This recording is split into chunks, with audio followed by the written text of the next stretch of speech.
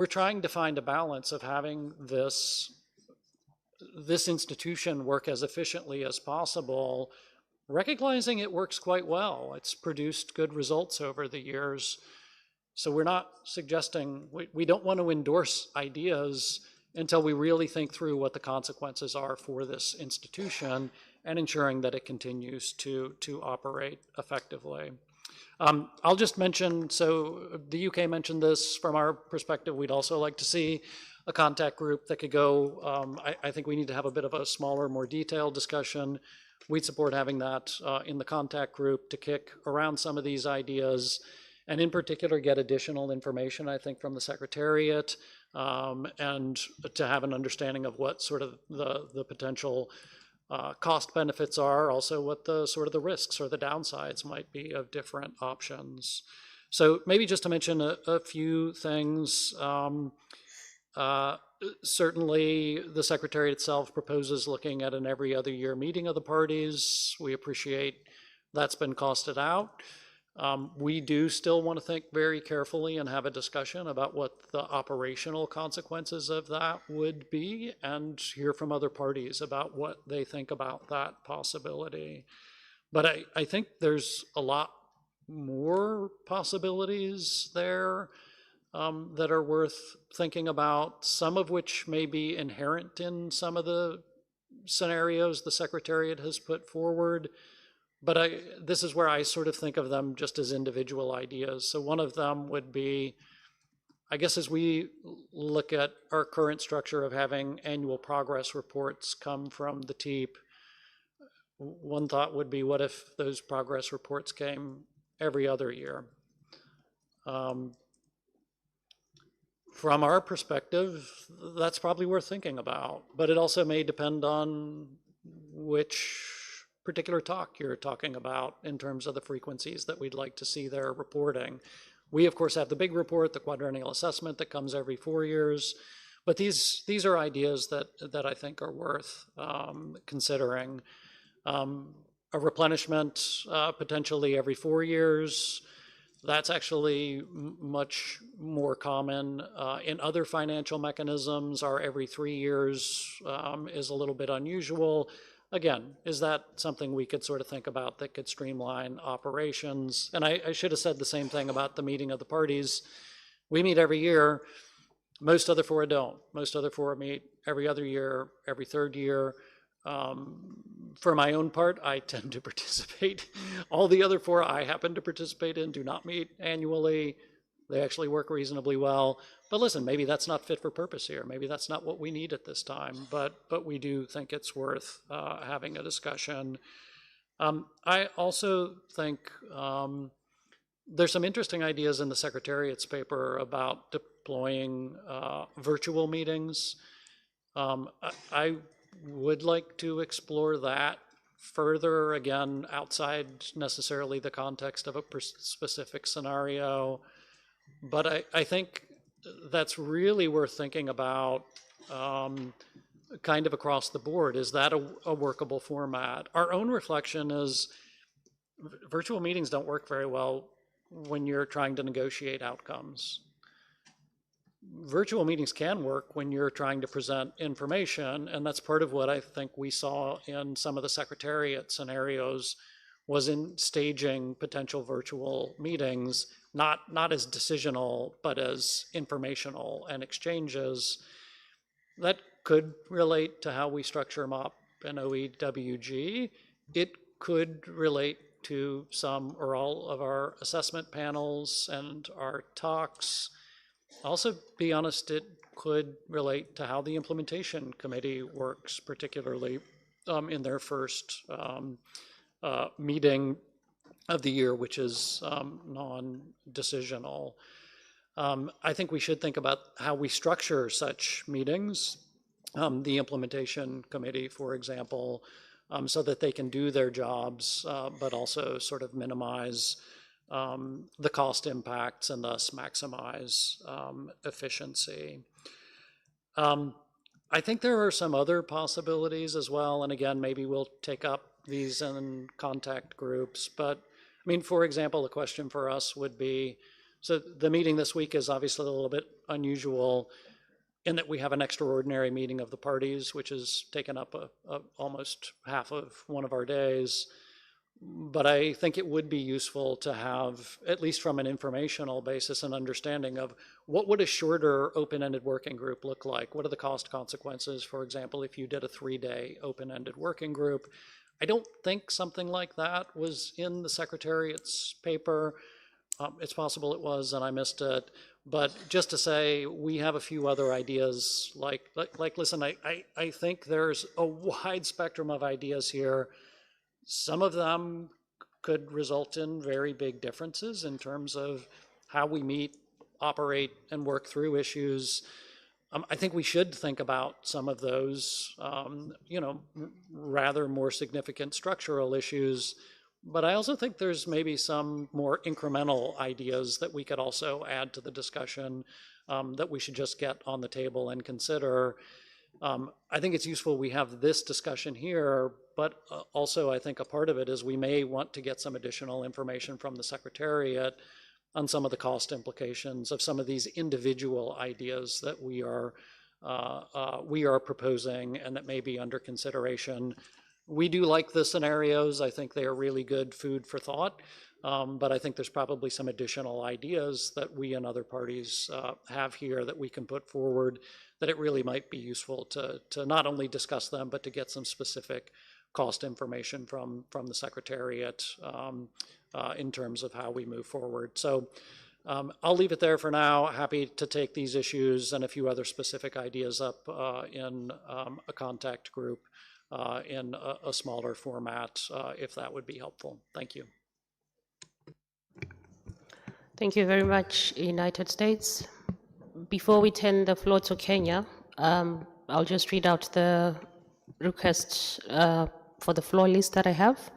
After Kenya, we'll have Bahrain, Canada, South Africa, Cuba, Trinidad and Tobago, and Chile. Kenya, you have the floor. Thank you, Madam Co-Chair. Since this is the first time Kenya is taking the floor, we thank the government of Thailand and its people for the warm welcome to this beautiful city. And we also thank the Ozone Secretariat for the well-organized meeting. We further appreciate the Ozone Secretariat for preparing the comprehensive report in response to Decision 37/7. We recognize the importance of exploring options to enhance the efficiency and long-term sustainability of the Montreal Protocol's operations, particularly in light of increasing workloads and resource constraints. At the same time, any changes to the timing, duration, or organization of meetings should preserve the effectiveness, transparency, and inclusive participation of all parties, particularly Article 5 parties, and should not compromise the quality of deliberations or decision-making. Kenya, therefore, looks forward to further constructive discussions on the scenarios and options presented in the Secretariat's report and supports a balanced approach that maintains the continued effectiveness of the Montreal Protocol. Thank you, Madam Co-Chair. Thank you very much, Kenya. I give the floor now to Bahrain. Shukran. Thank you, Madam Co-Chair.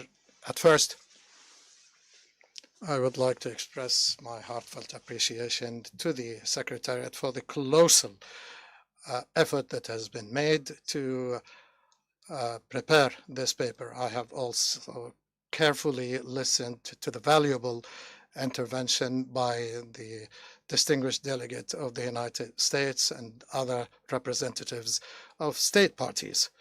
We do understand the concerns and the views that were submitted concerning financial sustainability and efficiency and the necessity to improve the methods of work. So we are open-minded and we stand ready to constructively contribute to or listen to other practical solutions and ideas that would enhance the efficiency of the protocol while preserving the sustainability as well as the efficiency of the institutions of the Montreal Protocol. But having carefully studied the options at hand, our delegation, in line with what has been suggested by the distinguished delegate of India, we don't think that the current scenarios that are at hand are the best options, particularly for the countries of the Article 5, particularly concerning virtual meetings, as was included in scenario B, particularly bearing in mind the complexity of the political situation. So we need time to study the reports. Those virtual meetings do not provide us with the opportunity to fully participate. We have had this experience back during the Corona pandemic. We know the problems, the complexity of those meetings, particularly the time difference and other matters, not let alone the formal consultations. It is difficult to conduct these virtual informal meetings virtually. So, or holding a meeting once every 2 years is very complex and very difficult, particularly concerning the Kigali Amendment. As for the replenishment of the multilateral fund once every three years, does not really meet the required results. So state members are called upon to hold extraordinary meetings to take urgent decisions. So that adds more uncertainty, let alone that the financial problem at hand would contribute to would lead to reducing contributions.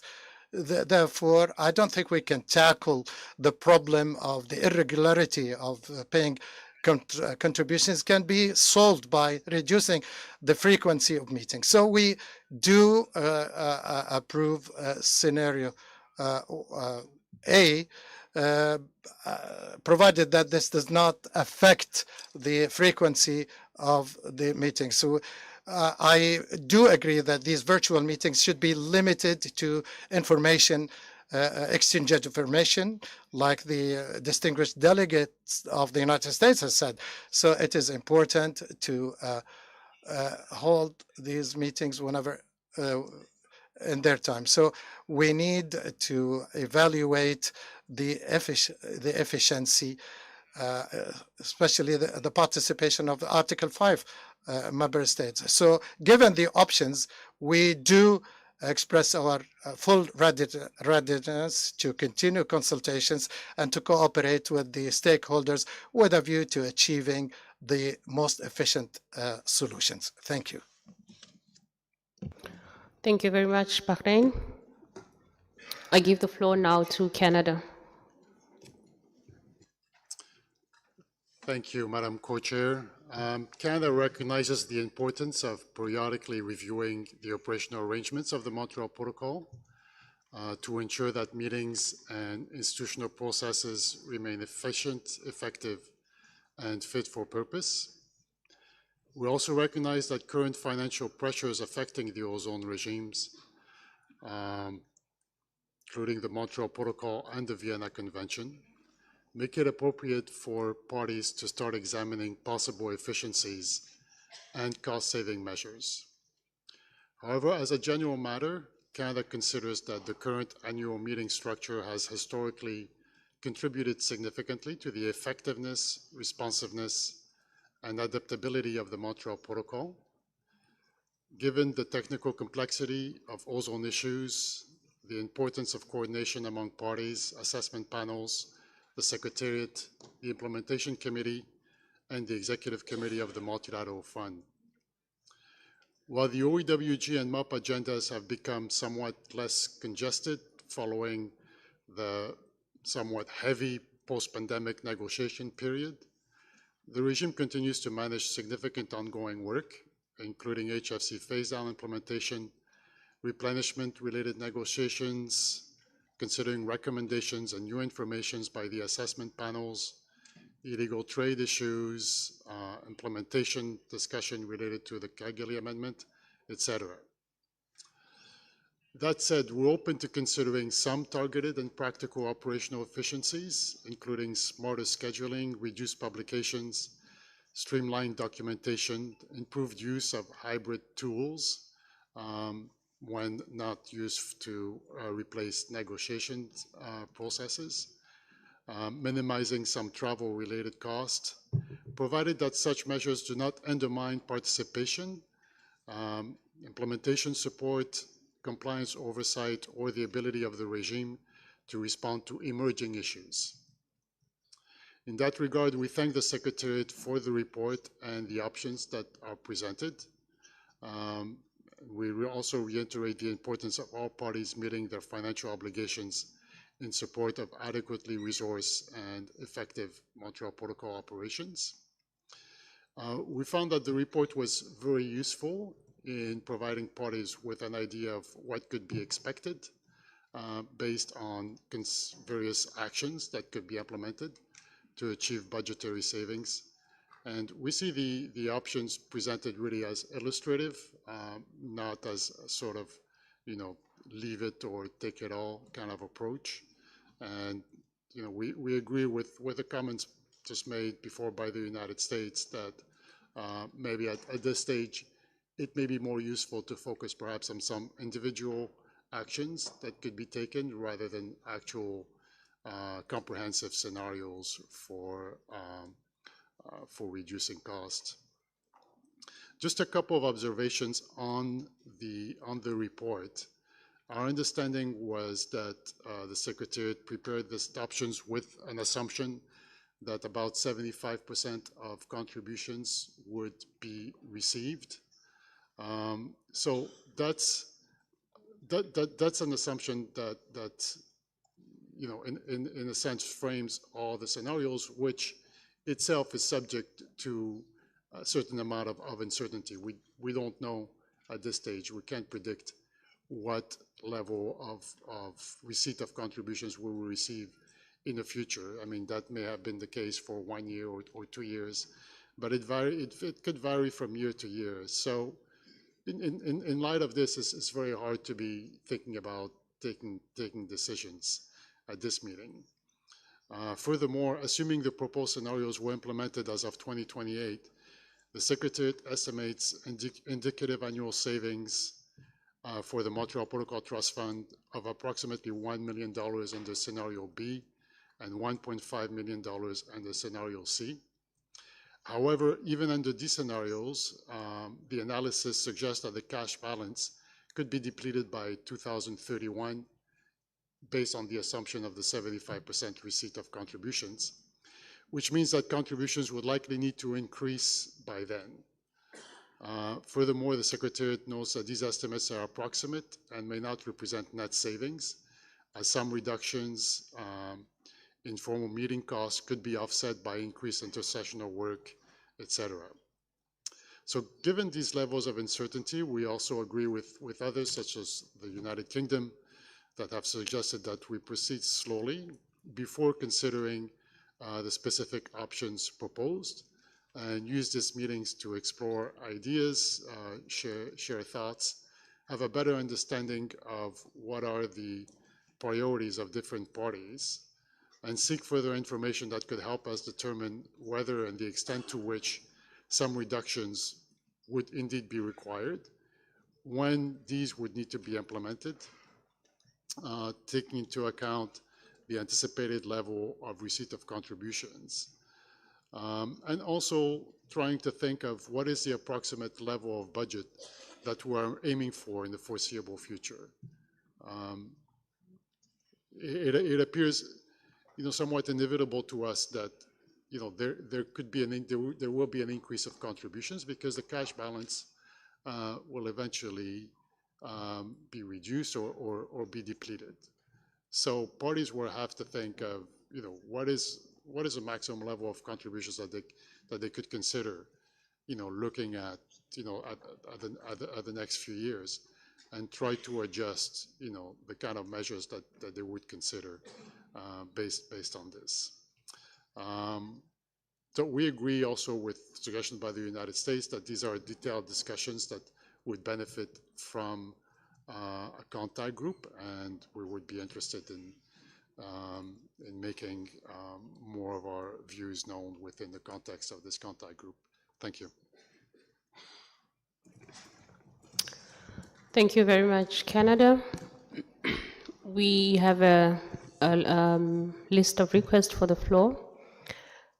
Before I give the floor to South Africa, I'd like to check if there are any further requests because we'd like to close the list now. I'll just read out the countries that we have.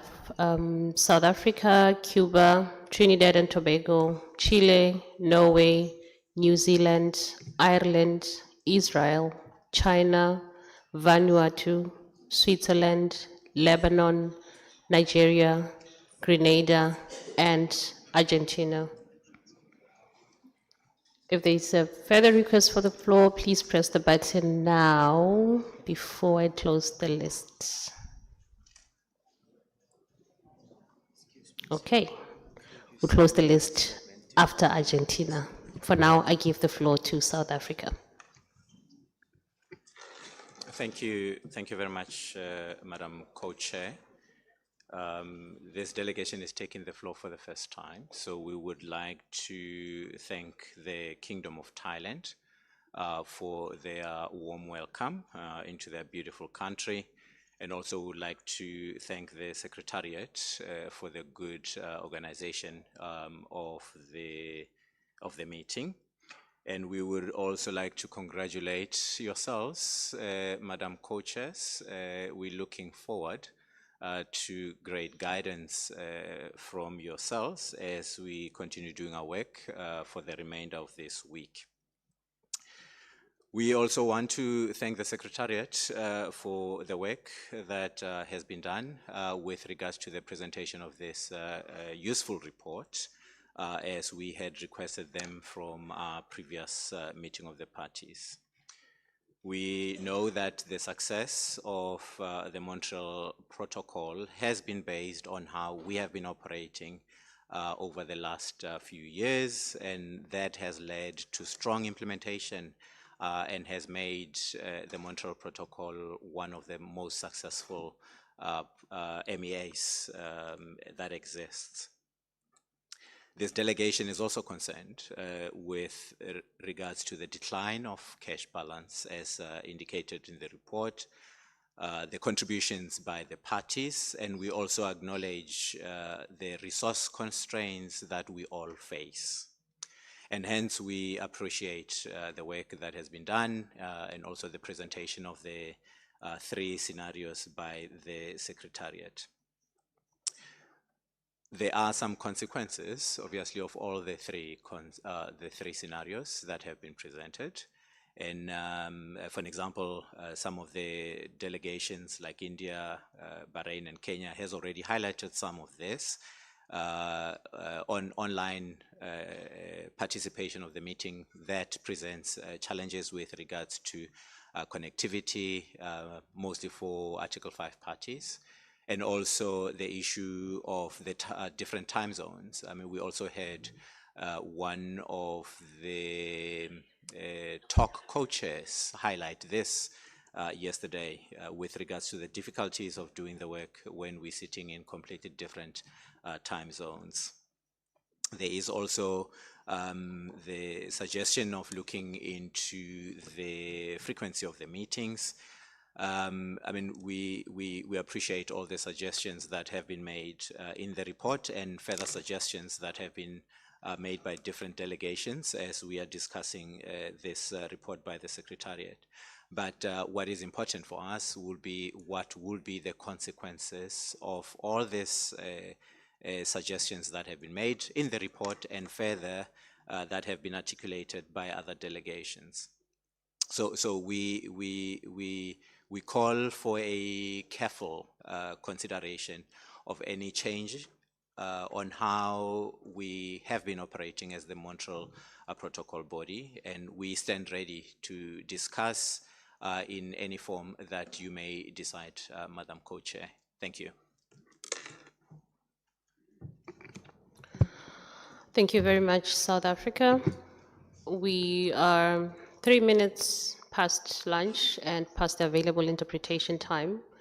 So we'll pause here on this agenda item for now, and we'll continue with it after lunch with the list that we had earlier. I give the floor now to my co-chair for some announcements. Thank you very much, Agobi. Just to say that with the very happy early closure of the XMOP 6, we've had to rearrange our time a little bit. And in fact, we are looking at replenishment discussion at lunchtime today to try and make use of all the time we have available for contact groups. So just to say, replenishment discussions lunchtime today. Thank you very much.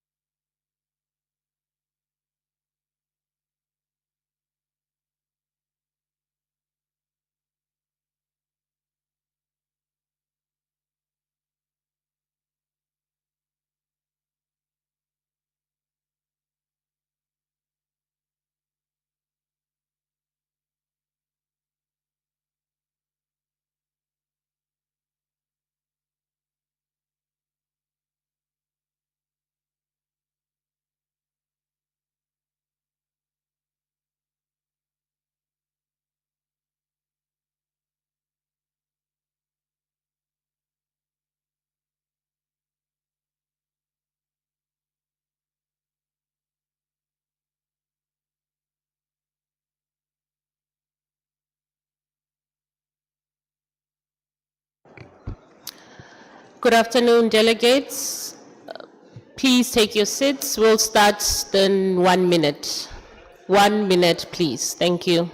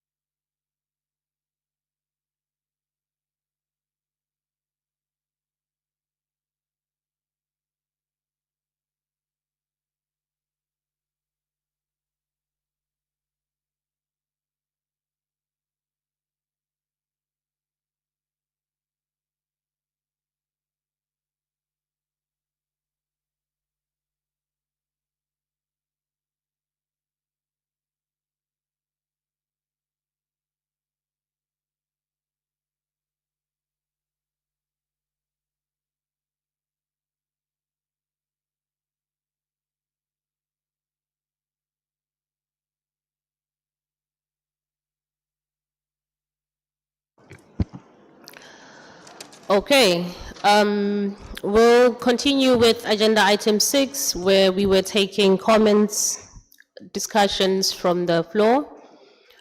We had a list that we were working with, but I'd like to apologize because it seems like some people have fallen off the list. So kindly, if you had indicated your request to speak, kindly press the button and we'll add you onto the list. We apologize for that. As we continue, our next on the list is Cuba. Cuba, you have the floor. Muchas gracias. Thank you, Madam Co-Chair. I thank the Secretariat for the document that they've drawn up. However, it is the current format that allows the success and efficiency of the way this protocol works. When people talk about the Montreal Protocol, they always cite it as a successful example. This is a good opportunity to share ideas and documents, but virtual meetings cannot substitute in-person meetings. That makes it very difficult for Article 5 countries. It means we can't fully participate. So we fully agree with Bahrain and India. We consider this as a topic that requires more time so that we can draw up a scenario that supports sustainability without affecting the effectiveness of this body. It might be necessary to study other scenarios, other areas where costs can be cut. But we support the current structure. Thank you. Thank you very much, Cuba. I'll just read out the list that we currently have.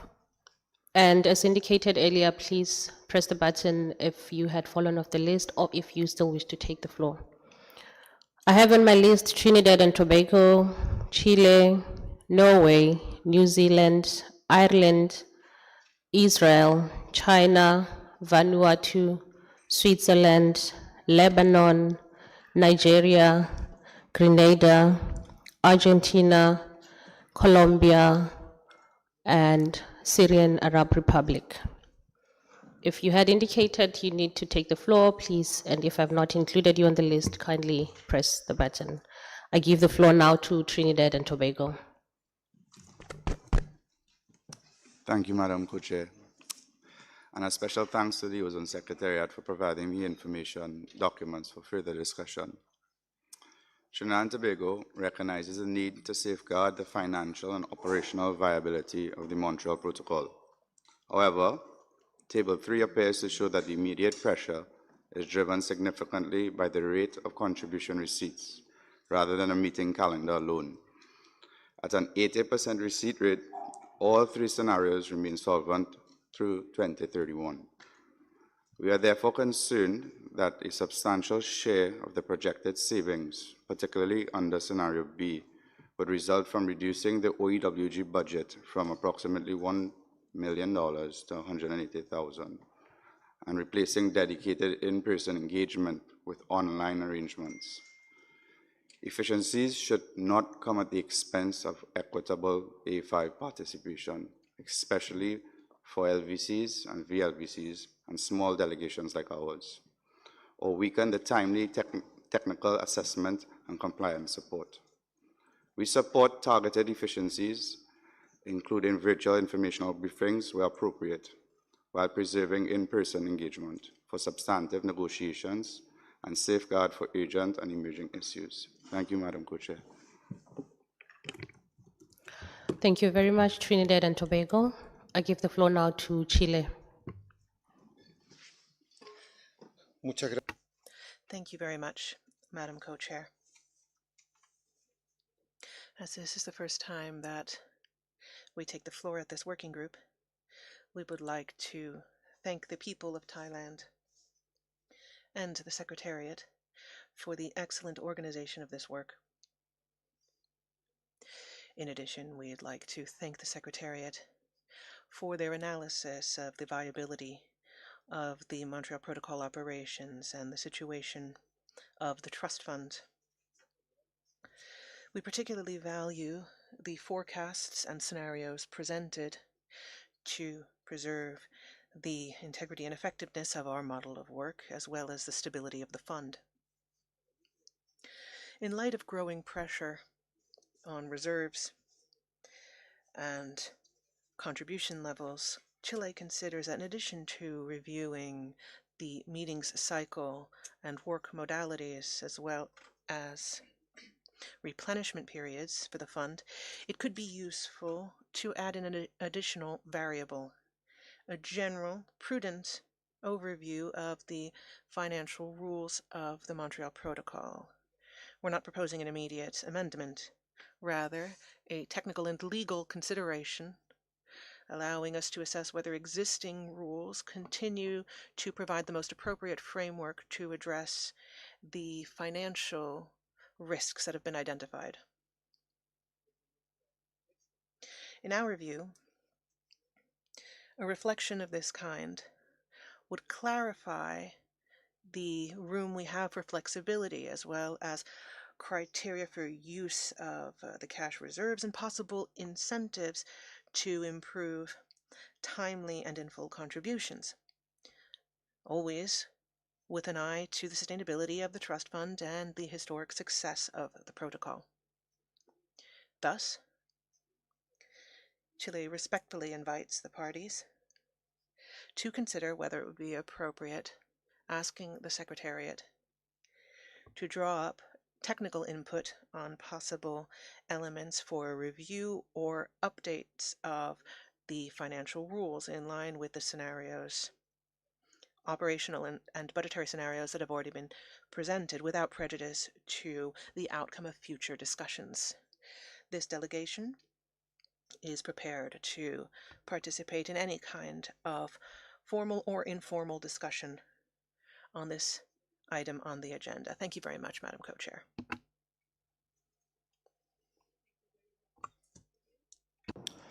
Next on my list is Norway.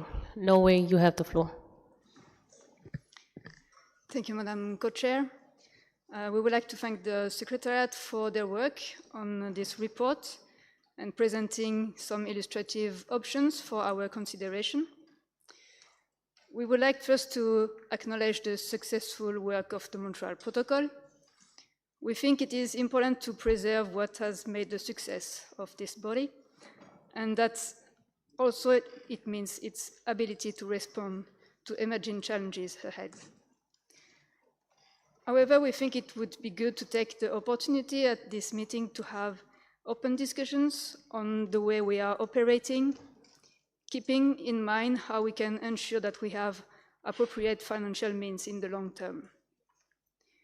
Like previous delegations, we would like to emphasize the need for higher rate of contribution receipts and also levels of contributions. And we also think it is timely to see how we could operate in a more effective manner. Several delegations have already mentioned the opportunity of saving costs by looking into the direction of reducing the frequency of our meetings. This will also have a positive impact in an environmental perspective by reducing some travels, and we think this is also a legitimate element to consider as we are an environmental body. That said, we have some concerns that moving to a biennial meeting of the parties may have drastic consequences on our work. Further, we are interested in discussing some other possible adjustments in the operation of the Montreal Protocol that could perhaps also address some other challenges. For example, helping in reducing the workload of our scientific panels. And on a general manner, we think, should any adjustment be agreed, it should be done on a trial basis, allowing us to look back and evaluate the impacts. I will just conclude here. We are interested in participating in further discussions, also mindful of the concerns that have been raised by several delegations on ensuring equity in participation and preserving our decision-making processes. Thank you, Madam Co-Chair. Thank you very much, Norway. I give the floor now to New Zealand. New Zealand, you have the floor. Thank you, Madam Co-Chair. We would like to thank the Secretariat for its work in preparing the note on scenarios, options, and cost savings for parties' consideration. We recognise that the Montreal Protocol has been successful under the current operation, but also note the cost pressures and administrative burden associated with this for the Secretariat, the panels, and the parties. We would like to better understand the issues so parties can address them appropriately. On the scenarios presented, we, like Japan, see some value in scenario C, as this could result in cost savings while also allowing sufficient time for preparation and negotiations, as it would remove the... We are concerned that scenario B would not leave enough time for negotiations, as it would remove the important intercessional period between the OEWG meetings and the meeting of the parties. However, we do not have a fixed position and would welcome further discussion on the scenarios proposed by the Secretariat and other ideas parties may have.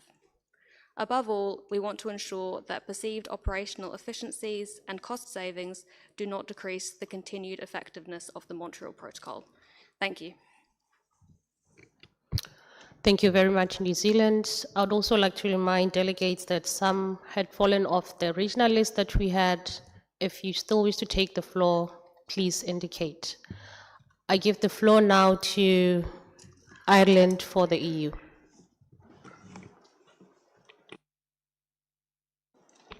Thank you, Madam Co-Chair. So the EU and its member states would first of all like to thank the Secretariat for its note on ensuring the viability of Montreal Protocol operations. As some other parties have mentioned, the EU and its member states recognise the significant achievements of the Montreal Protocol to date with regard to protecting the ozone layer and to mitigating climate change. The EU and its member states also recall that there are still many issues remaining to be solved, such as the ongoing implementation of the Kigali Amendment, atmospheric monitoring, ongoing emissions, and new emerging issues such as PFAS, N2O, SF6, and so forth. The EU and its member states acknowledge the need to strive to improve the effectiveness of the protocol. We should also consider the existing working modalities of other multilateral environmental agreements to learn about best practice. The EU and its member state acknowledge the need to ensure that the Montreal Protocol remains ambitious and effective and abreast of evolving scientific knowledge, while managed in the most cost-effective and efficient manner. In this regard, it is important that all parties pay their full contributions in a timely manner. As per Table 4 of the Secretariat note, the rate of payment in 2025 was 73%. While the potential cost savings of changing the Montreal Protocol operations are fairly straightforward to quantify, We need to know more about the consequences in terms of output, efficacy, and capacity to address emerging issues. This is more difficult to quantify, but is necessary to fully understand the impacts of any proposed changes. Keeping the Montreal Protocol fit for purpose and improving the global efficiency of the protocol need to be a priority in this discussion. The EU and its member states want to realise our ambition in an efficient and effective way. This discussion is not so much about cutting costs and contributions as it is about showing that multilateral environmental agreements can work in a more efficient way. We point out that we are only in the initial stages of this discussion, so more information is needed before we can enter a discussion on possible scenarios. The EU and its member states are interested in hearing more from the Ozone Secretariat and from the other parties. Thank you, Madam Co-Chair. Thank you very much, Ireland. And I give the floor to Israel. Thank you, Madam Co-Chair. As this is the first time Israel takes the floor, we would like to take the opportunity to thank the Kingdom of Thailand for its warm hospitality, as well as the Co-Chairs, Secretariat, and distinguished colleagues for their work and engagement throughout this meeting. Israel shares the common aspiration of preserving the effectiveness of the Montreal Protocol and supports efforts to enhance the efficiency of its operations, while ensuring that any measures adopted continue to enable the inclusive and effective participation of all parties. We appreciate the efforts of the Secretariat in preparing this report and recognize the significant work involved in this exercise in support of long-term functioning of the protocol and its mechanisms. And we also note with interest the several of the ideas presented in the different scenarios, some of which appear to reflect practices that have developed and implemented in other international forums in recent years, including the use of hybrid tools in appropriate contexts outside of negotiations. We look forward to further open discussions on this issue. Thank you, Madam Chair. Thank you, Israel. Before I give the floor to China, I'll just like to read out the list that we have. So after China, we have Vanuatu, Switzerland, Lebanon, Nigeria, Grenada, Argentina, Colombia, and Syrian Arab Republic. China, you have the floor. Thank you, Madam Chair. Next year marks the 40th anniversary of the Montreal Protocol. It is timely to discuss reform of its institutional arrangements. Any reform should build on the past 40 years of success and respond to future challenges. We should consider not only cost,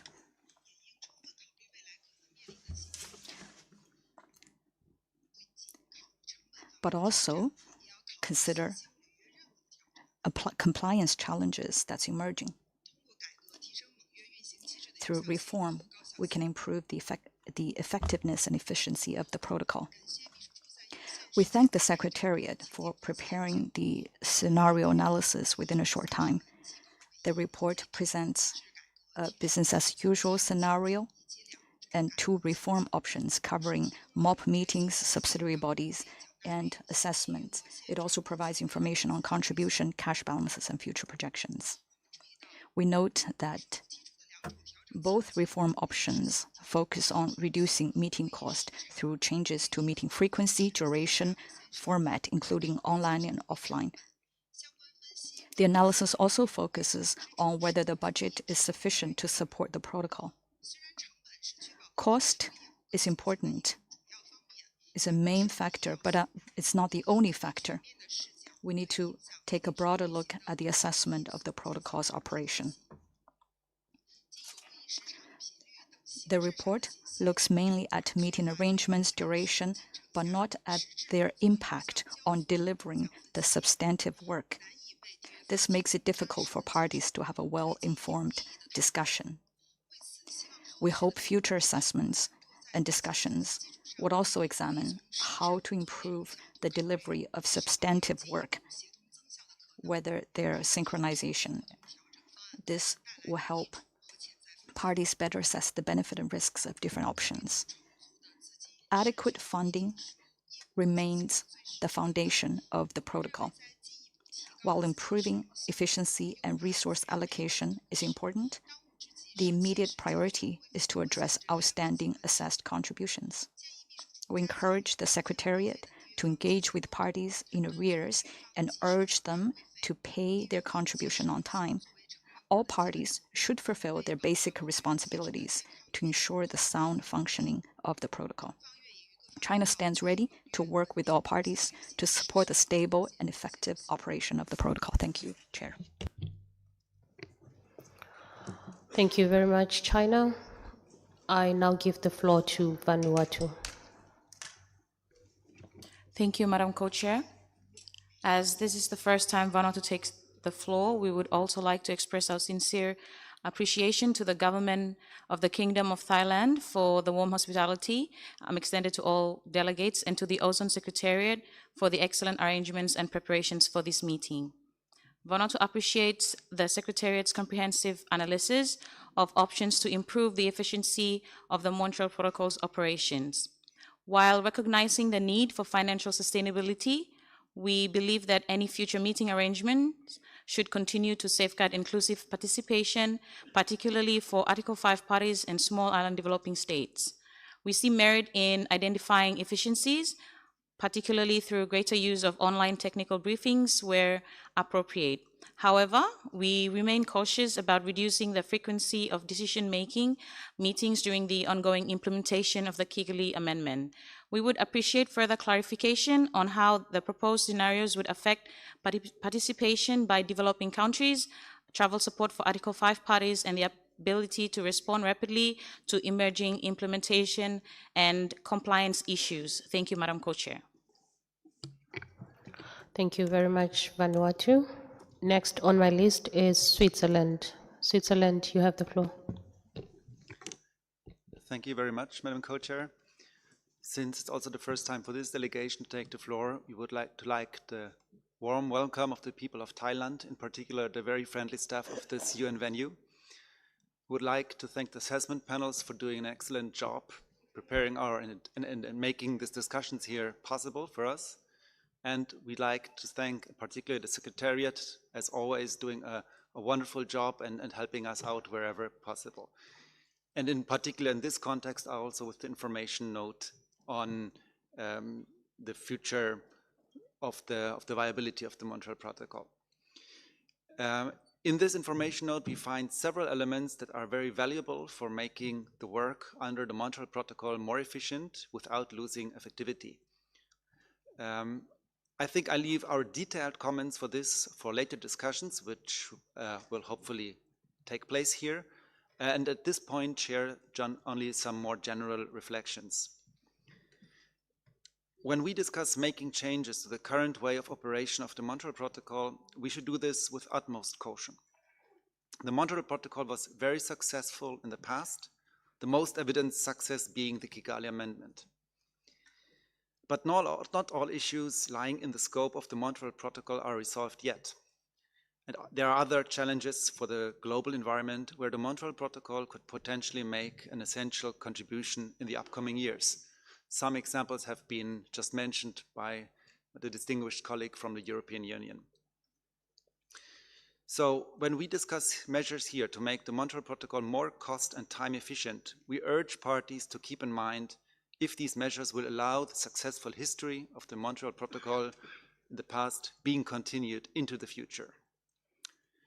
We also invite parties to make every effort possible that the funds for the operation of the Montreal Protocol are available as they are being agreed and confirmed regularly by the parties.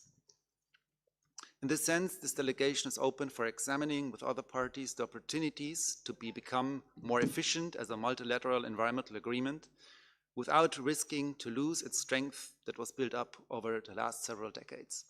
Thank you. Thank you very much, Switzerland. I now give the floor to Lebanon. Thank you, Madam Co-Chair. Lebanon would like to first thank the Secretariat for the comprehensive document prepared. We appreciate the thoughtful analysis of the different scenarios and the efforts undertaken to identify options that could contribute to the long-term sustainability of the Montreal Protocol. There are several constructive ideas and practical suggestions that have been shared by parties during this discussion. We believe several of these proposals provide a valuable basis for future reflection as we collectively seek the most balanced and effective way forward. As we reflect on the different scenarios before us, our objective should not simply be to reduce the number of meetings or lower operational cost. Rather, it should be to ensure that any future arrangements continue to preserve the effectiveness and inclusiveness that have made the Montreal Protocol, as everyone already mentioned from the parties, one of the most successful multilateral environmental agreements. One of the greatest strengths of the current process is not only the formal meetings themselves, but also the opportunities they create for direct engagement among parties. The open-ended working group is far more than a preparatory meeting. It is where all the technical issues are explored in depth and where delegations exchange the experience and the regional groups coordinate their positions. And common ground is gradually built before decisions reach to the meeting of parties. Equally important are the bilateral meetings and the informal discussions and consultations that take place on the margins of these meetings. Many of the solutions that ultimately evolve in consensus decisions are shaped through these direct exchanges. Bilateral meetings and informal consultations provide parties with the opportunity to clarify technical and policy issues, better understand one another's perspective and identify areas of convergence and resolve differences before they reach to the negotiations. These interactions foster mutual trust and strengthen the collaboration among parties, and they often facilitate the progress that would be difficult to achieve in any formal session alone. This dynamic is difficult to replicate in a virtual or hybrid setting, where opportunities for spontaneous dialogue and informal engagement are inherently very limited.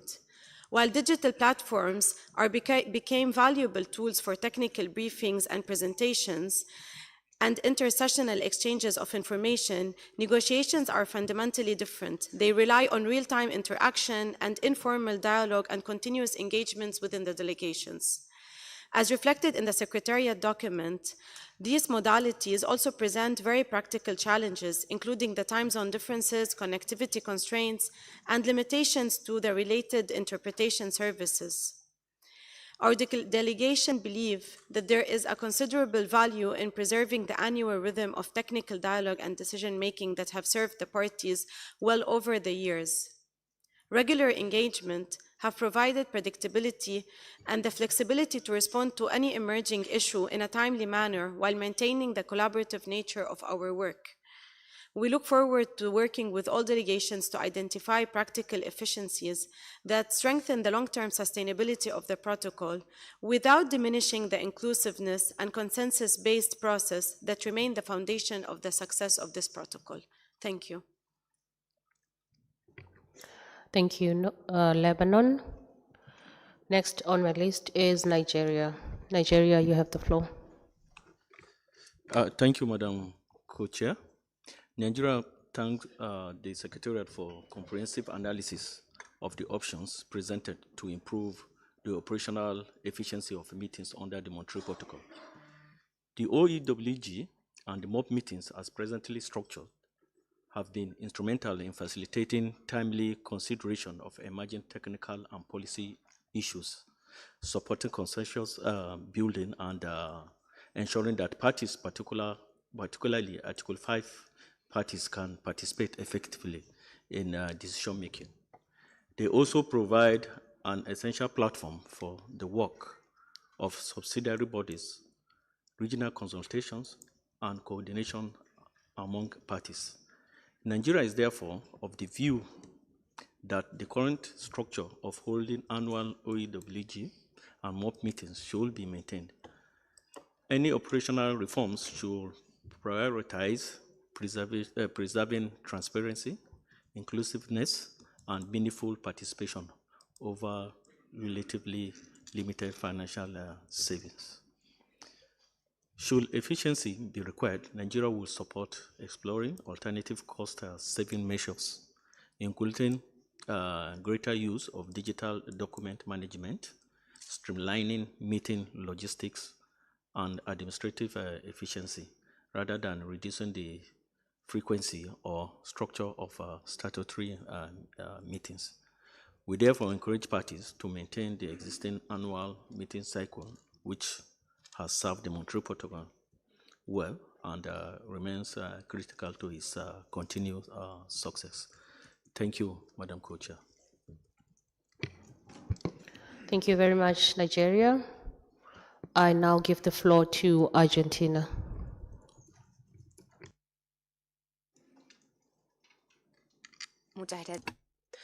Thank you very much, Madam Co-Chair.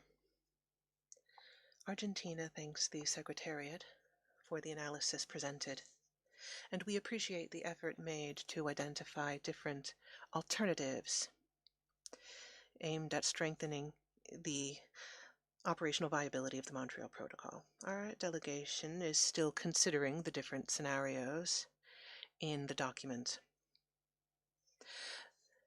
In that context, we think it's important that future decisions ensure that we have a more efficient use of available resources, and that these solutions, to the extent possible, consider alternatives, allowing us to rationalize operational costs and limit the financial impact on parties without, of course, undermining the appropriate and successful functioning of the protocol's different bodies.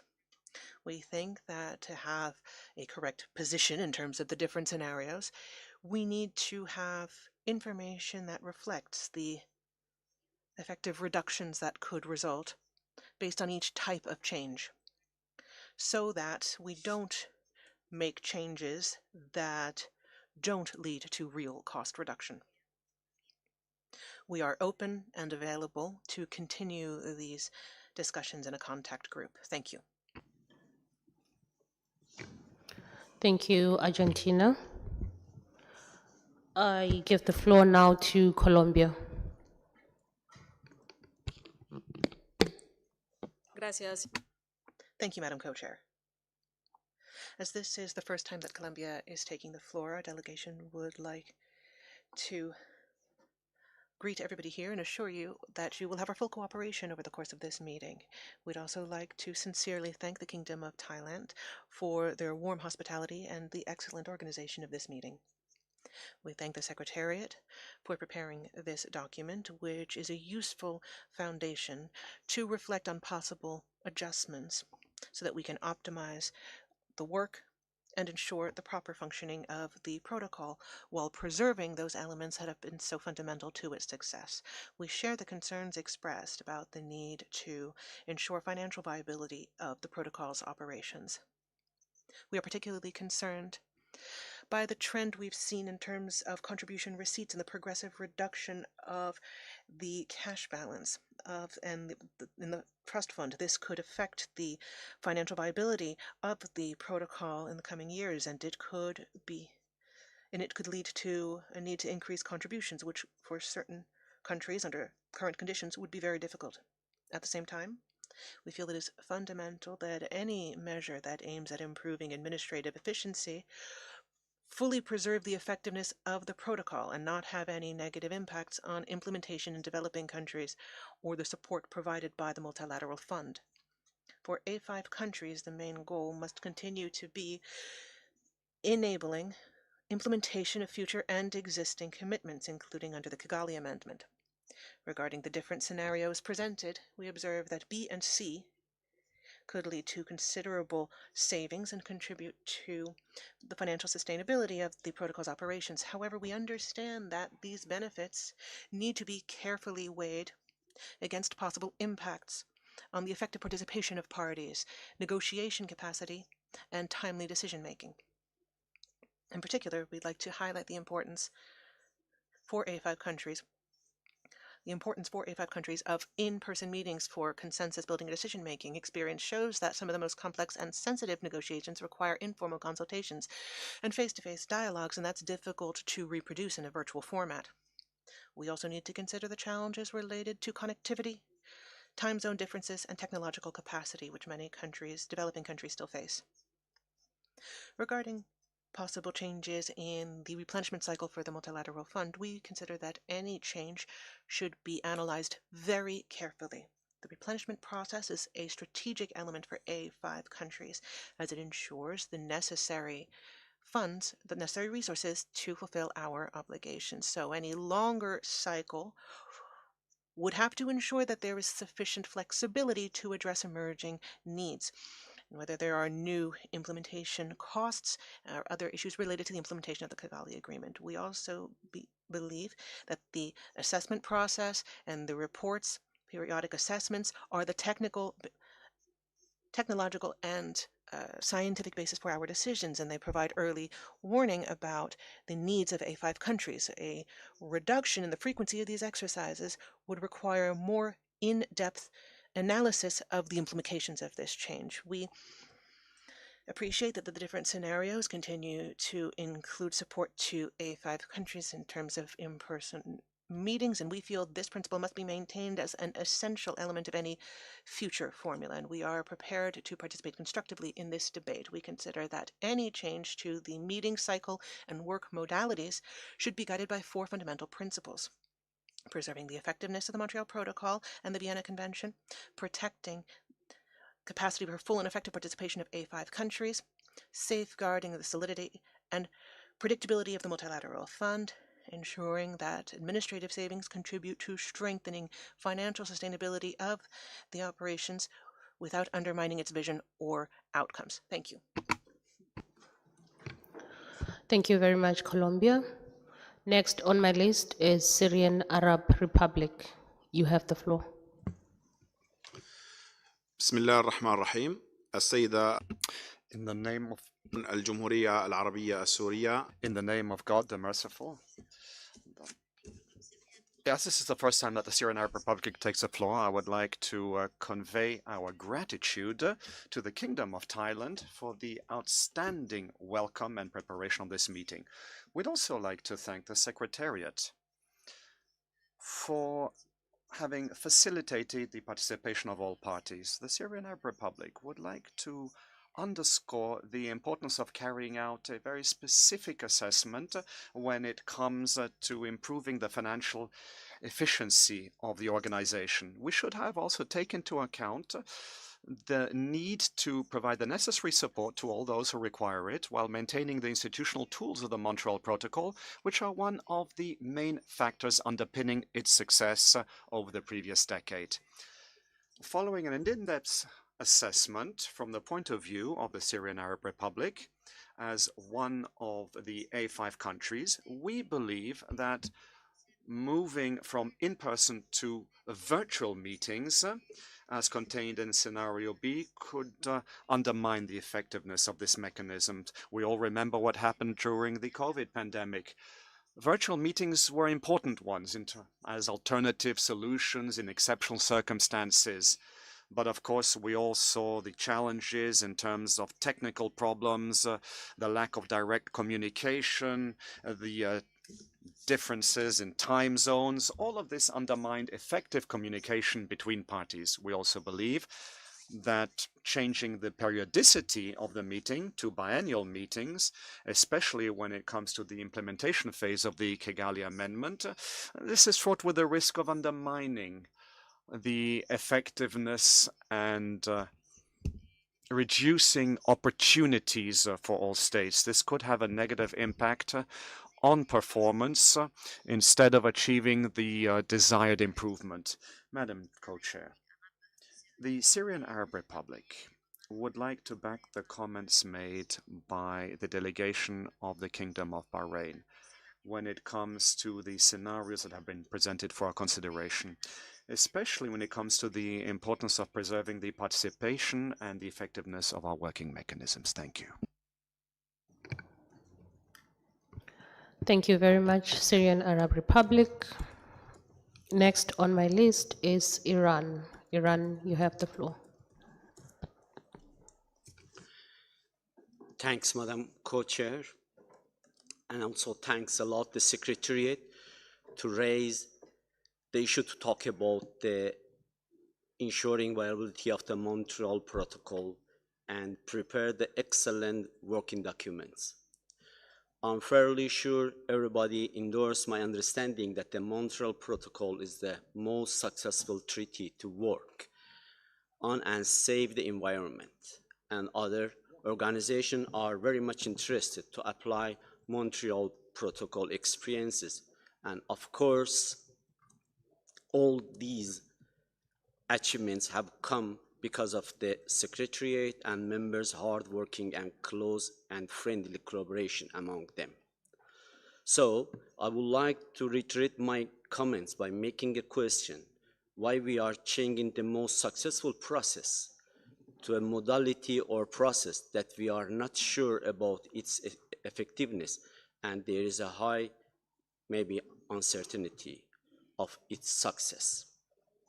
Therefore, I may propose to discuss in details in the working group. Thank you very much.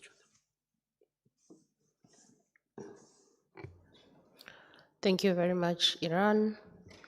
We have 2 more requests for the floor, and then we will propose a way forward. If there are further requests, please indicate.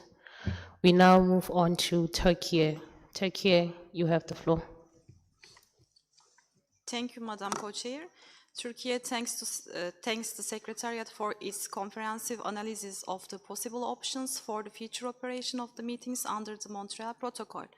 The remarkable success of the Montreal Protocol has been built on regular dialogue among parties, close cooperation with the assessment panels and the subsidiary bodies, and a strong spirit of multilateral cooperation.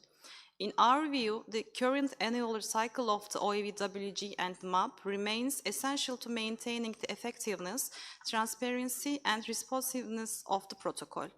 It enables timely discussions on emerging issues, supports the effective implementation of the projects and activities, and provides valuable opportunities for technical exchange, informal consultations, and consensus building.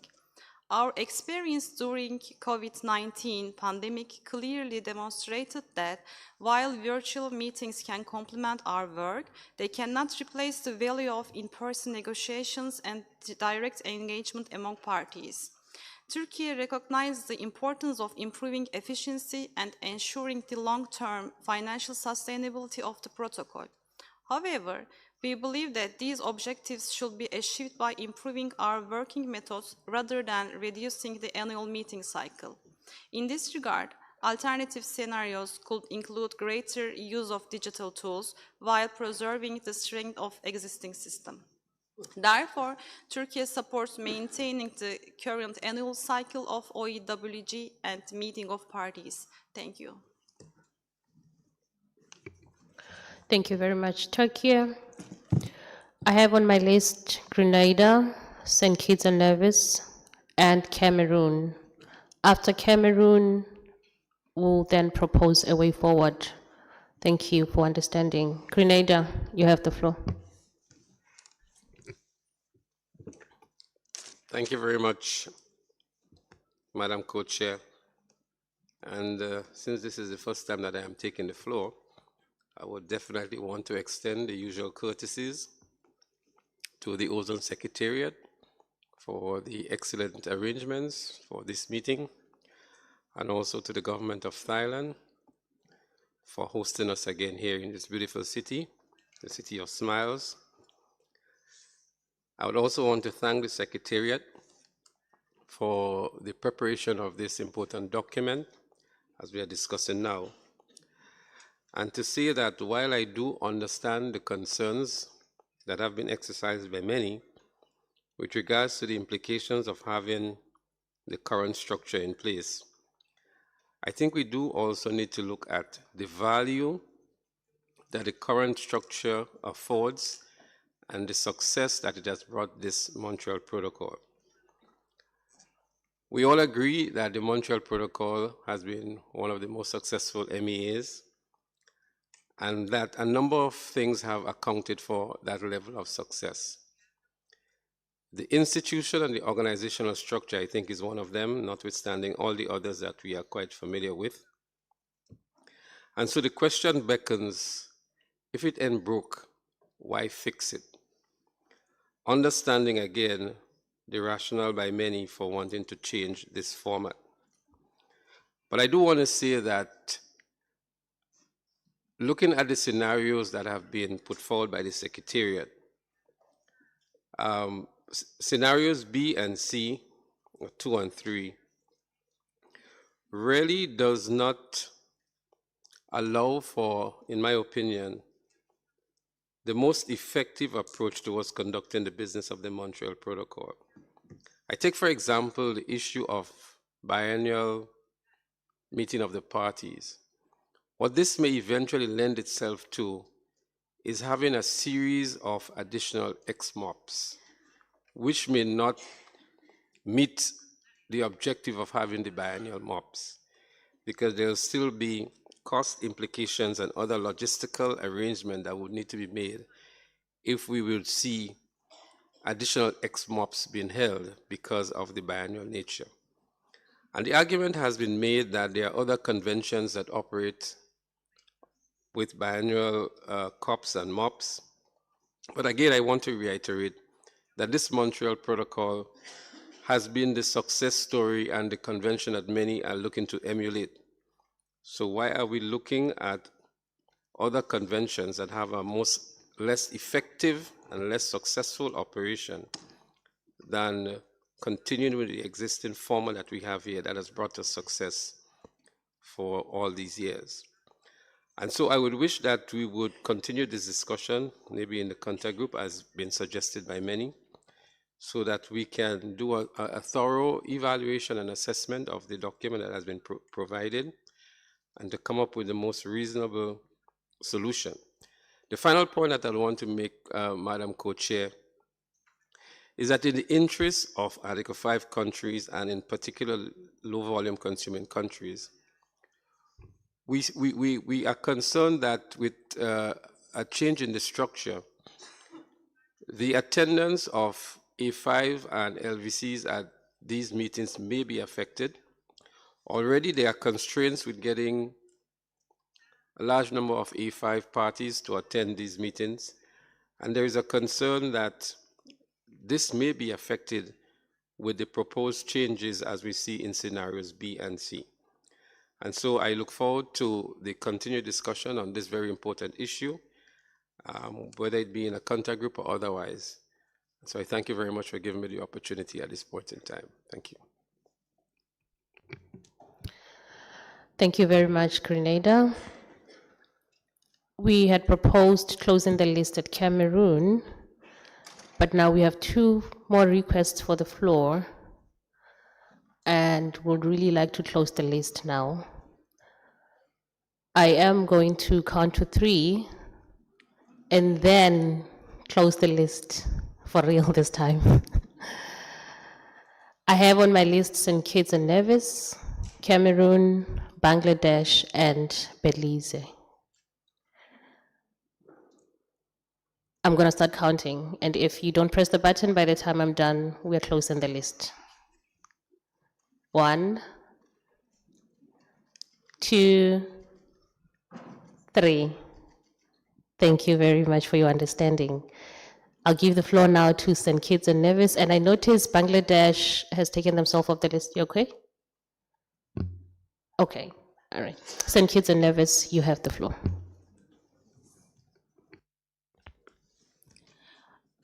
Thank you, Madam Co-Chair.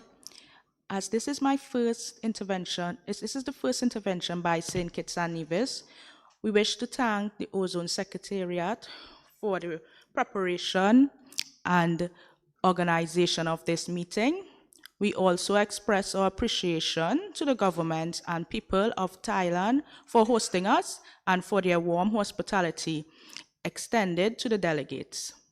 Like the speakers before us, St. Kitts and Nevis would like to add its voice in support of the concern expressed regarding the proposed changes to the operation of the Montreal Protocol.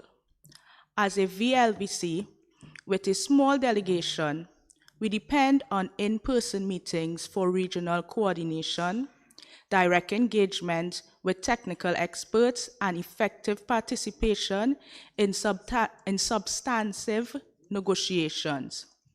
While we recognized the need to safeguard the financial and operational viability of the protocol, efficiency measures should not come at the expense of equitable Article 5 participation, timely technical assessments, or compliance support. We support virtual arrangements for informational briefings where appropriate. However, we encourage parties to proceed cautiously and to preserve in-person engagement for substantive negotiations with adequate safeguards for VLVCs and other small delegations. Thank you. Thank you very much, St. Kitts and Nevis. I give the floor now to Cameroon.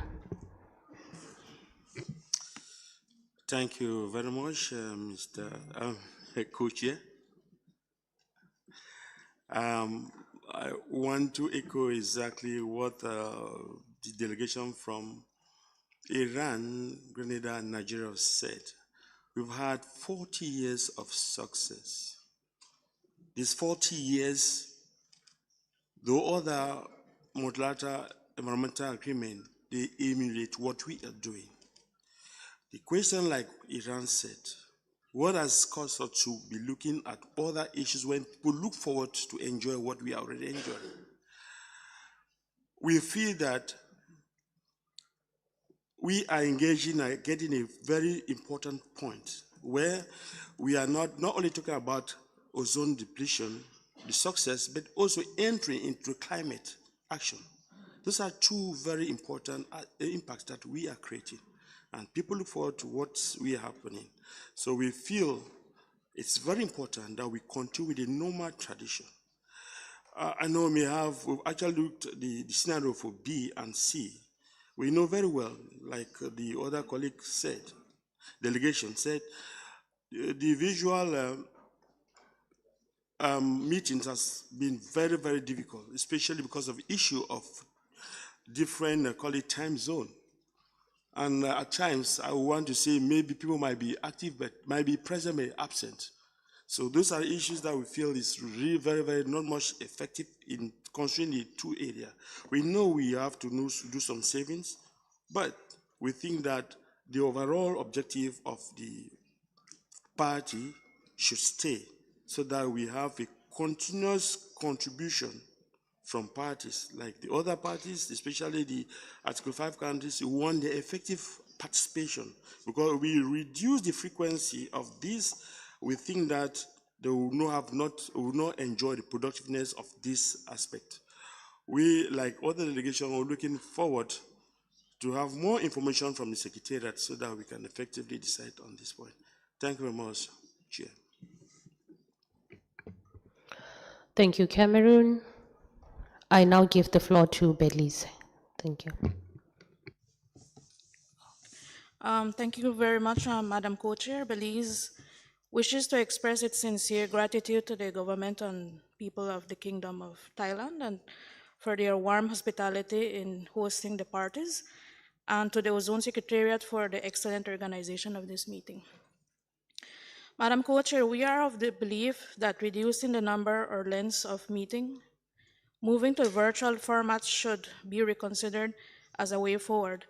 The Montreal Protocol is widely regarded as the most successful multilateral environmental agreement, as already mentioned by other parties before me. And this is precisely because the parties come together as one global community to confront emerging challenges. Its achievements were forged through regular in-person negotiation that cannot be replicated online. Our shared aim must be to continue the incredible work that the parties are doing. Yet, as one of the parties operating under Article 5, Belize wishes to mention that a reduction in meetings would place Article 5 countries at a distinct disadvantage. It remains critical that small countries are able to come to these meetings, for it is here, and only here, that our voices are heard on an equal footing, that we build the technical understanding needed for implementation, and that we participate fully in the decisions that bind us. I thank you, Madam Co-Chair. Thank you very much, Belize. And finally, we will hear from Bangladesh, and then we can propose a way forward. Bangladesh, you have the floor. Thank you, Madam Chair, Madam Co-Chair. As Bangladesh has taken the floor for the first time, we want to thank Ozone Secretariat and the Government of Thailand for arranging such a beautiful event. Madam Co-Chair, Bangladesh appreciates the Secretary for preparing the comprehensive report on options for ensuring the long-term viability of the Montreal Protocol institutional processes. Bangladesh supports efforts to improve the efficiency and cost effectiveness of the protocol operations. However, any changes should preserve the effectiveness, transparency, and inclusive nature of the Montreal Protocol's decision-making process. From the perspective of an Article 5 party, it is essential that any revised meeting arrangements continue to provide adequate opportunities for technical discussions, regional consultations, and meaningful participations by developing countries. While Bangladesh recognizes that virtual or hybrid meetings may be useful for informal consultations or preparatory discussions, we do not consider them an effective substitute for formal negotiations. A significant challenge for many Article 5 parties, particularly those in the Asia-Pacific region, is the large time zone differences. Participating in lengthy virtual sessions outside normal working hours can limit the effective participations of technical experts and place additional burdens on small delegations. Bangladesh also believes that reducing the frequency of OEWG or MOP meetings is not desirable. The Montreal Protocol is entering a critical phase with the implementations of the Kigali Amendment. Increasing technical complexity and growing demands on Article 5 parties. Regular meetings are essential for timely decision-making, effective oversight, and continued exchange of technical knowledges and implementation experience. Any reduction in meeting frequency could delay important decisions and slow progress in implementing the protocol. Therefore, Bangladesh supports a balanced approach that seeks operational efficiencies while maintaining the current frequencies of meetings and preserving the inclusive, consensus-based processes that has been fundamental to the success of the Montreal Protocol. Thank you, Madam Co-Chair. Thank you. Thank you very much, Bangladesh. Okay, it is quite clear from the interventions that we've had that parties want to have detailed discussions on the various options presented in the note, as well as other options. The co-chairs therefore propose the establishment of a contact group for detailed discussions on the matter, and the co-facilitators for this group are Alexandro from Italy and Sergio from Mexico. The time and room for this group to meet will be announced on the screens. Thank you very much. I will now hand over the floor to my co-chair as we move back to agenda item 4.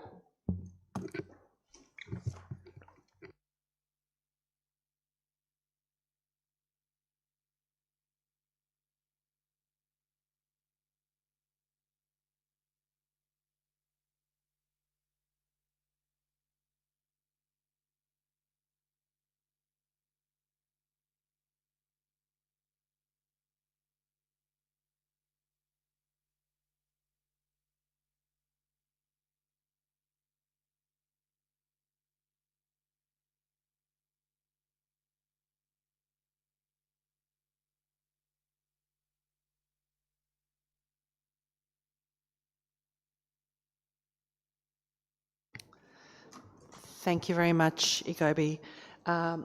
Because of the change of the order of the agenda, I will be just picking up this issue. So we're moving back to agenda item 4, which is the presentations by the TEEP on the progress report. So if I can ask the TEEP to come back to the podium. And actually at this point I would like the FTOC co-chairs to come to the microphones. Bahrain, I think we were pending a question from you, so we'll wait until the FTOC is seated and then we will provide you with the microphone.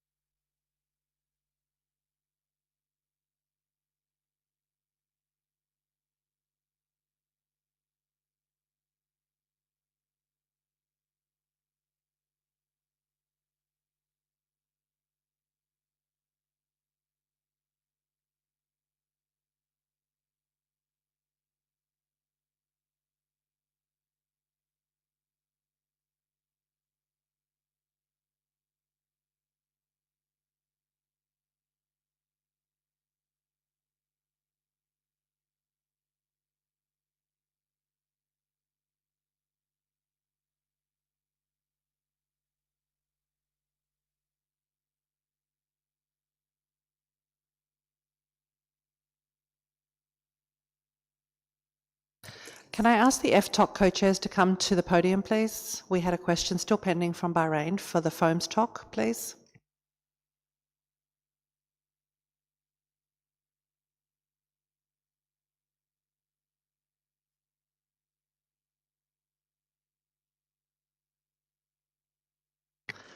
Okay, while we're chasing down the FTOC co-chairs, we will move on to the Fire Suppression Technical Options Committee.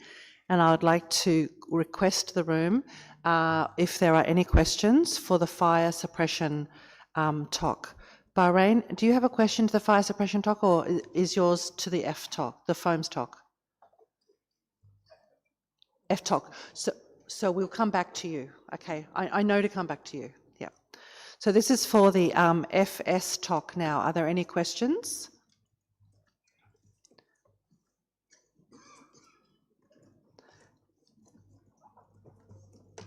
I see some delegations wishing to take the floor. The European Union, Cameroon, United Kingdom, Switzerland, United States of America, and Barbados. Okay, we'll start with the European Union. You have the floor. Thank you, Madam Co-Chair. So first of all, we thank the FS Talk for a very good report. It gives us lots of food for thought, lots of stuff to chew on, but also, unfortunately, a lot of questions. I think we heard the FS Talk saying that we will have more info later this year, so that's already, of course, much appreciated. And we'll focus now on the most relevant ones, and we hope, of course, there'll be more time to maybe also clarify some of the detailed questions. What we see is that we have reduced the uncertainty from what was to about 2 decades to maybe 1 decade, so that's of course progress, but the year 2031 and 39 of course are quite very different in terms of the urgency, so we need to work further on this. We heard you say that you're quite happy with how cooperation with the ICAO has started off, so our first question would be, have you been able to close the most relevant data gaps with this cooperation? What do you still need to bring down the uncertainty further? Give us an even better approximation of when halon stocks would be very low, and what are the gaps in all this at the moment? So that would be the first question. A second question refers to what is table 3.5. That seems to be a central table where you show different scenarios. Unfortunately, in the report, we were not able to understand what these scenarios were. The numbers were there, they were different in different columns, and we weren't able to follow really what you have been doing. Your slide that you showed yesterday gave us a little bit more an understanding of what you meant, but I think we need to understand better why there are different numbers in different columns and what they all mean. And in connection to this, in the slide yesterday, I saw a number of 10 to 15% of aviation emissions, for instance, as an assumption. In recent talks with our industry, we have given a number that's about a magnitude lower. So I think really there, and we need to have a better understanding where we are on these numbers. A third question would be that for some of the uses, we do have alternatives, and we have in the EU the ozone regulation that also forces not only the new airplanes to adopt alternative technologies to halons, but also the retrofit in the case of cargo, for instance. So if we assume that all these measures that are current law at the moment, if they are fully complied with, we wonder what that means for our halon scenario. And we also hear that there's some good news in the USA about alternatives being available in these outstanding applications, and what that also means for the halons, a run out of halons in the end. So that's something we would like to know. And maybe a last question. We were a bit surprised by you in your report and also in the presentation yesterday putting an emissions map of Europe and specifying single countries. We were wondering, are there no emissions of halons elsewhere in the world? Or why are you focusing on one region only? Is it because you have the data available for this region? Are there other reasons why you do this? It was a little bit surprising to us to have this being spotlighted in this way. And maybe connected to this point, it was interesting to see that one of the reasons for putting that up, we understand, is to make a connection to where maintenance of aviation is taking place. From the map, we didn't necessarily see that connection too clearly. There may have been some points that are MRO locations, others were not there. You mentioned production of halons, but there were also clearly other emission sources that were neither, and maybe not related to aviation. So that's also an interesting one that we would like to inquire more information on. Thank you very much.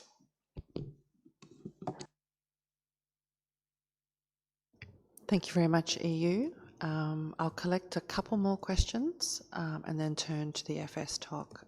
Cameroon, you're next on my list. You have the floor.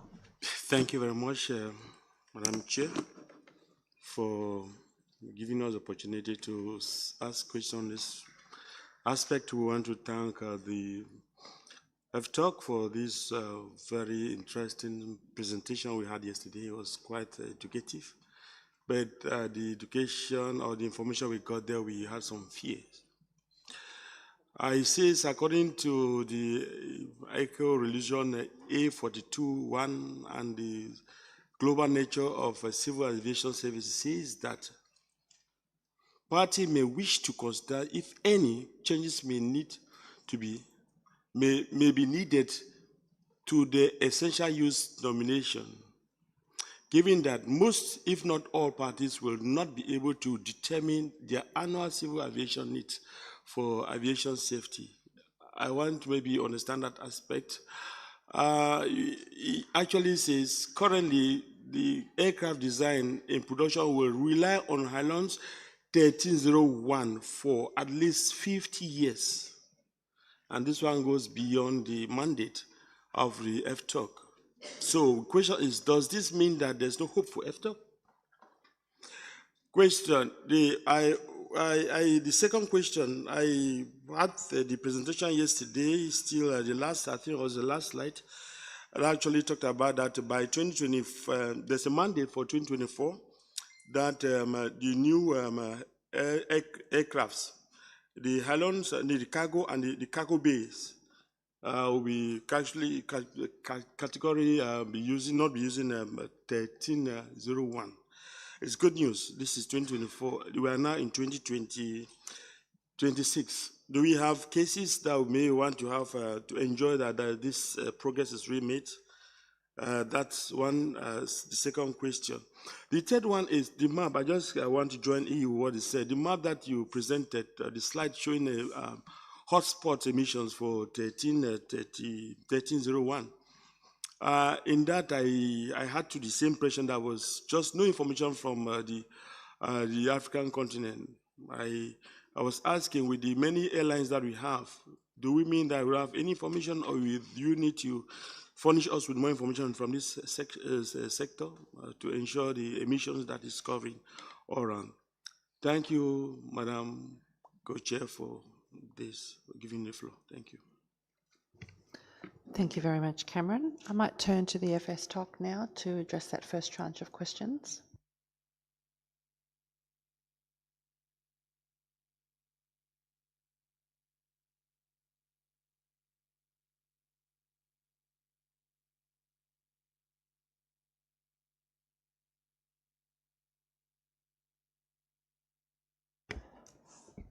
Thank you to the distinguished delegates for their questions.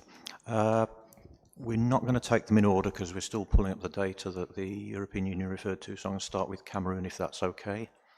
One of the first questions was the 50-year aircraft life. That is simply a fact that aircraft are being made today under what is called a type certificate. So aircraft that are made under that type certificate are still permitted to be fitted with HALON 1301. Some of these aircraft, I know, have an order backlog of at least 10 or 12 years. So we've got aircraft that are being made for the next decade that will be fitted with HALON 1301 perfectly legally, but then those aircraft themselves will have a 30-year or potentially longer life. That is where the figure of 30, 40, 50 years comes from. And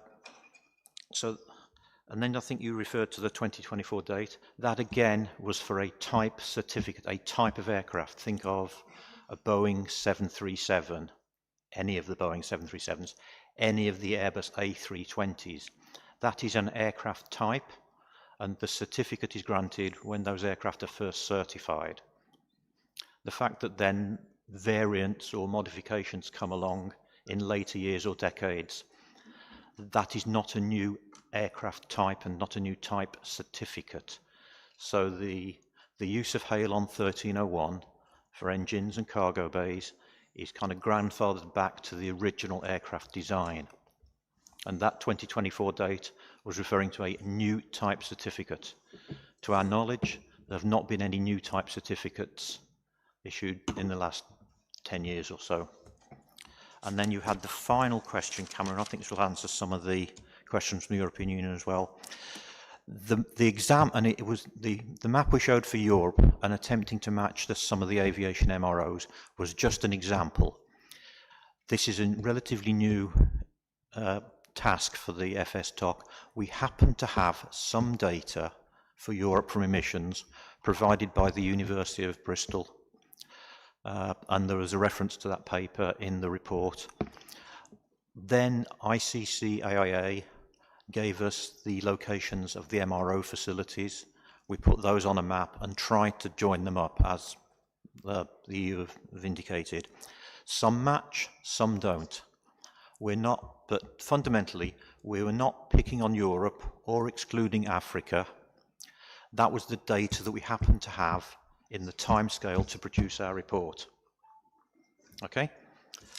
So, yes, and as my colleague Dan did request in the presentation yesterday, we have started to engage with the Science Assessment Panel and the Atmospheric Monitoring folks to get more data to cover other parts of the world, potentially including Africa. But this data will not be simple to get hold of. You need real-time data on a frequent basis to be able to pin down these hotspots by this inverse modelling that the report talks about. So we hope to get that data, but it was certainly not available in time for us to produce our progress report. And I suspect there won't be much, there might be some, but not a significant amount of new data in our assessment report. But it'll be something we'll be looking to do in the next 4-year period. So I think that's covered the questions from Cameroon. Oh no, the UN piece. Yeah. I'm not sure what the question was. Why? Why do we need to agree?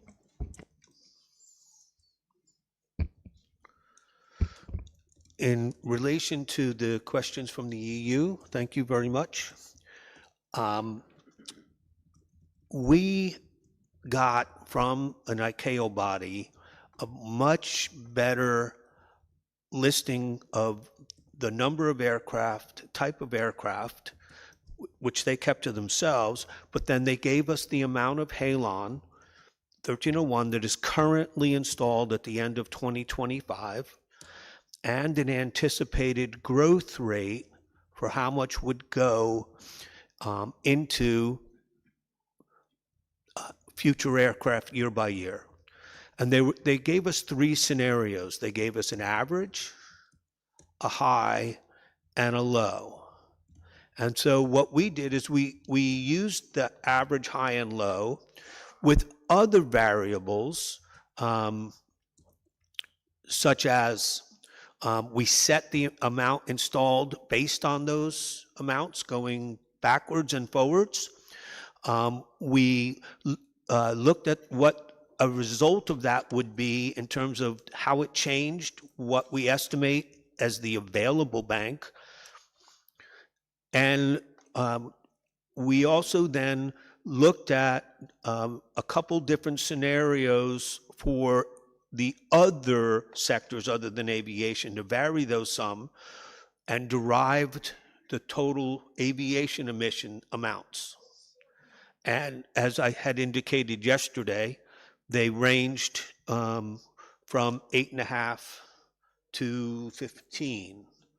Okay, very high, in order to match the total emissions from 2015 to 2024. We also then set, using the same concept, we set the emission rates for all of the other sectors except for what we called other installed uses, and those are mainly what's available for future use.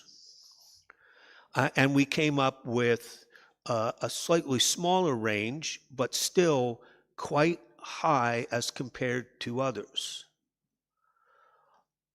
We anticipate expanding the write-up on this in the quadrennial assessment with any new information we're able to get. We still have data gaps. We're not sure if those emission rates are as accurate as could be. We think we understand where the emissions are coming from, at least industry thinks they understand it. And some of this does make some sense, although they would, prefer to say that they're not quite that high. But the math doesn't change. We can't get the emissions to match without high aviation rates. The phase out in the European Union has not been incorporated into this, and I understand the EU position. It's difficult because there is no alternative. Now, we can do that scenario for the assessment report. If that is something that you're interested in, we will do that scenario. If that's okay with, yep, okay. I think that covers, the Cameroon question on EUNs. As I said yesterday, we are not raising it on our own volition. That was a request in the ICAO resolution, A4211, and so we are alerting the Montreal Protocol that the ICAO has raised this issue and is looking to UNEP, the FS TOC, to understand it and explain it to them, but also what they need to do. And they're here if people are interested in speaking to them. I'm sure we can arrange that. I believe that's it.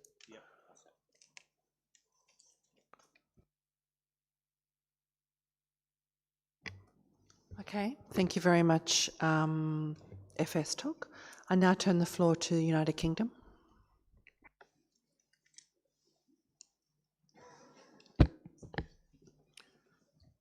Thank you, Madam Co-Chair, and thank you to the TEEP and the FS Talk for their presentation and the reports.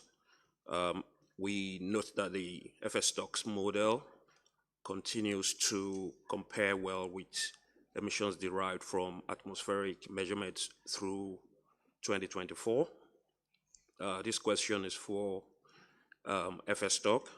Could FS Talk elaborate on whether additional regional monitoring could help improve the understanding of the size and location of existing Halon 1301 banks, identify potential sources of emissions, and strengthen confidence in assumptions relating to future Halon 1301 supply and demand, and lastly, feedstock emissions. Thank you. Thank you very much, United Kingdom. Switzerland, you have the floor. Thank you, Madam Co-Chair. We have also a question on the scenarios for future availability of halons for civil aviation. As we understand the scenario from FSTOC, it works under the assumption that no new alternatives to halon would enter the market. And also because one potential alternative to BTP would in some jurisdictions fall under a PFAS ban. So the question is, given that no general PFAS ban has been decided yet, and that in particular in the EU the decision on derogations from the general PFAS ban are ongoing, could you say something on how this scenario would change if 2-BTP were to become both technically certified and exempted from future restriction, just as a thought experiment, and therefore potentially available for new aircraft types and retrofitted aircraft? And we would be also very happy to see such a scenario in an upcoming progress report, if possible. Thank you.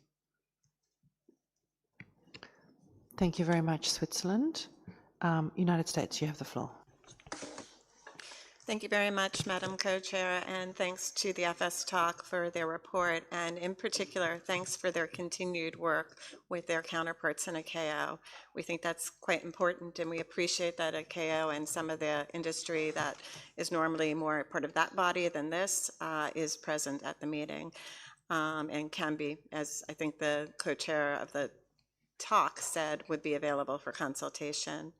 We have a couple of questions, some related to aviation and some that are not.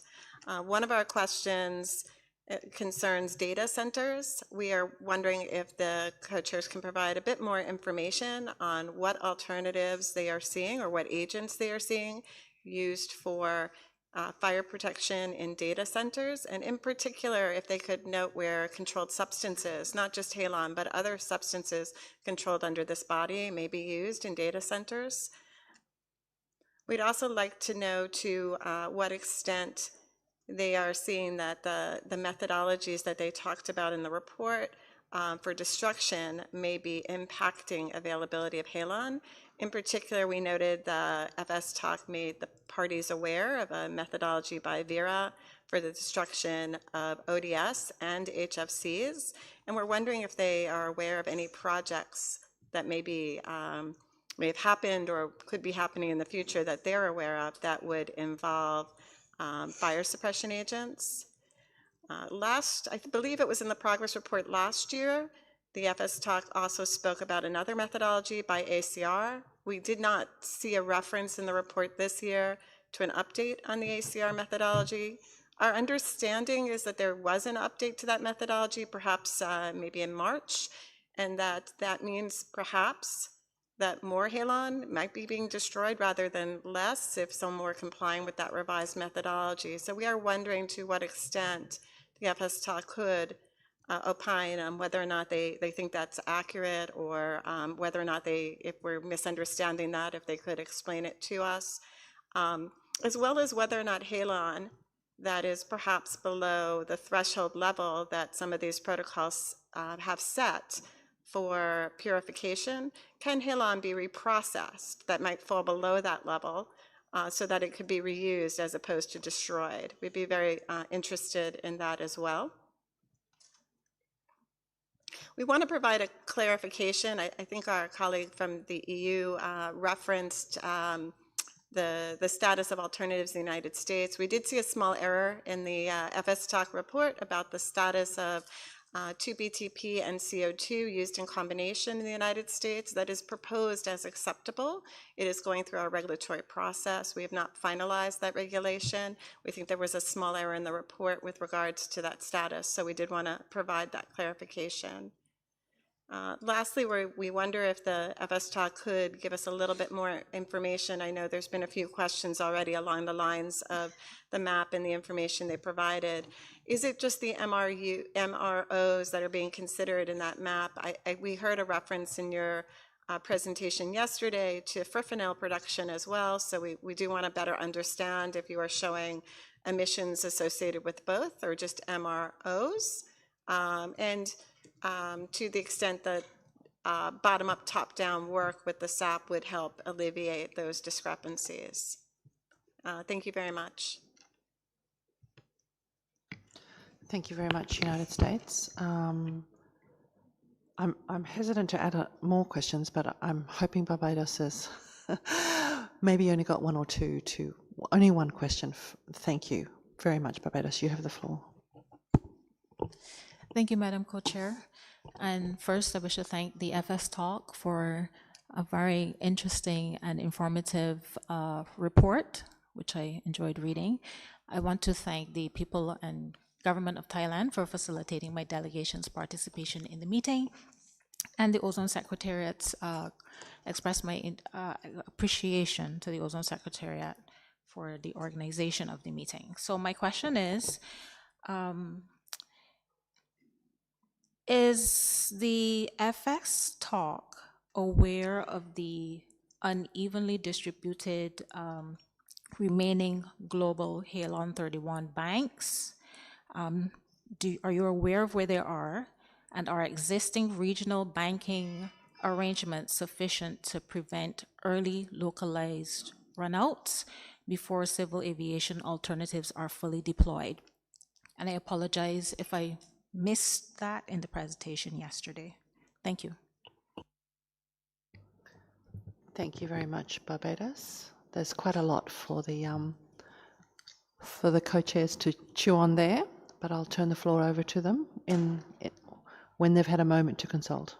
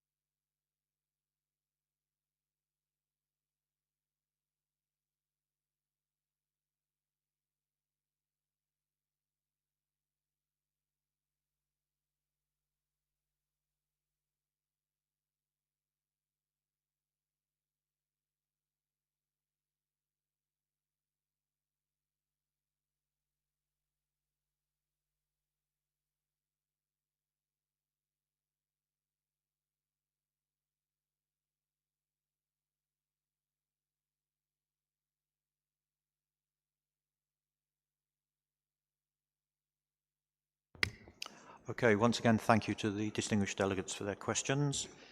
I'm going to probably take two or three at once and go back to the maps and the questions from the UK and others. And if we had more accurate regional monitoring of halon emissions, that would enable us, once we got the data from the atmospheric science folks, to pinpoint these emissions, and then we can look at see where they are.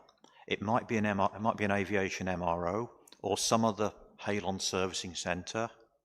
It could be a production site for feedstock emissions. It could be a production site of halon emitted during the manufacture of the final chemical, fipronil or something else. So the short answer to many of those questions is, if or when we get better regional monitoring, we will know a lot more about the emissions, where they're coming from, tie them to a specific industry or sector activity.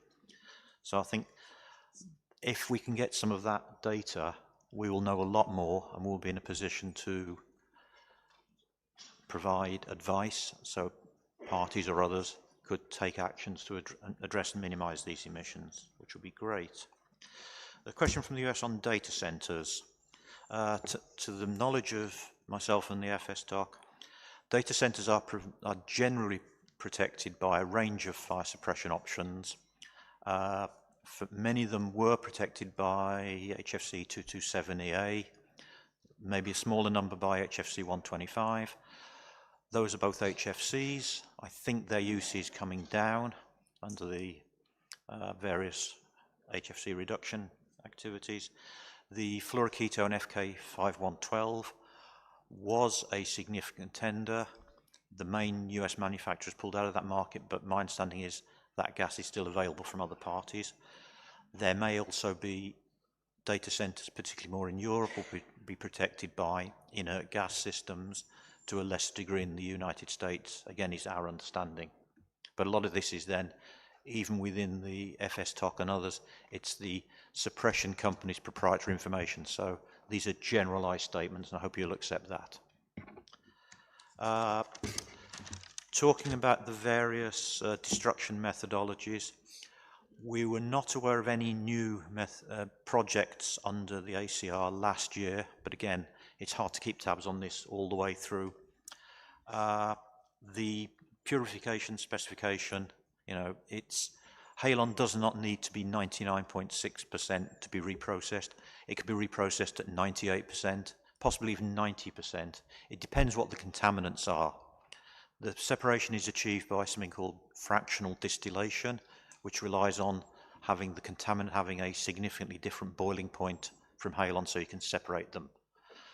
If the contaminant, for example, 125, has a very similar boiling point to halon 1301, that makes the separation much more challenging, much more costly, and you lose more of the halon in the process. So, in general, halon can be reprocessed very well and back up to the required specification. It becomes a how much time and money have you got question to whether it's economically feasible or not.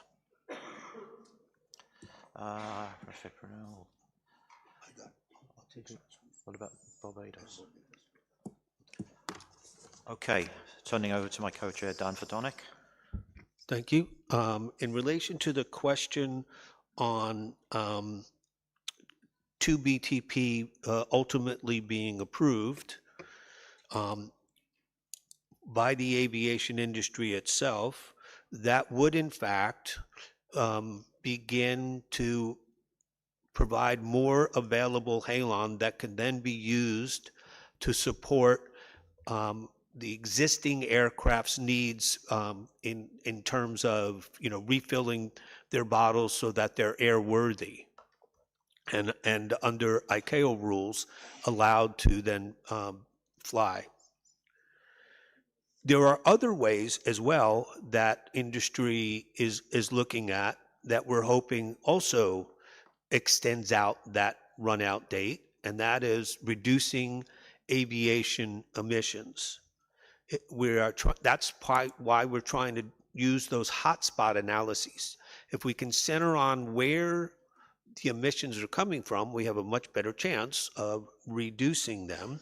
So as I had indicated to the European Union, we will provide a scenario that looks at meeting the 2040 date, which is the current only retrofit date that I'm aware of by any country.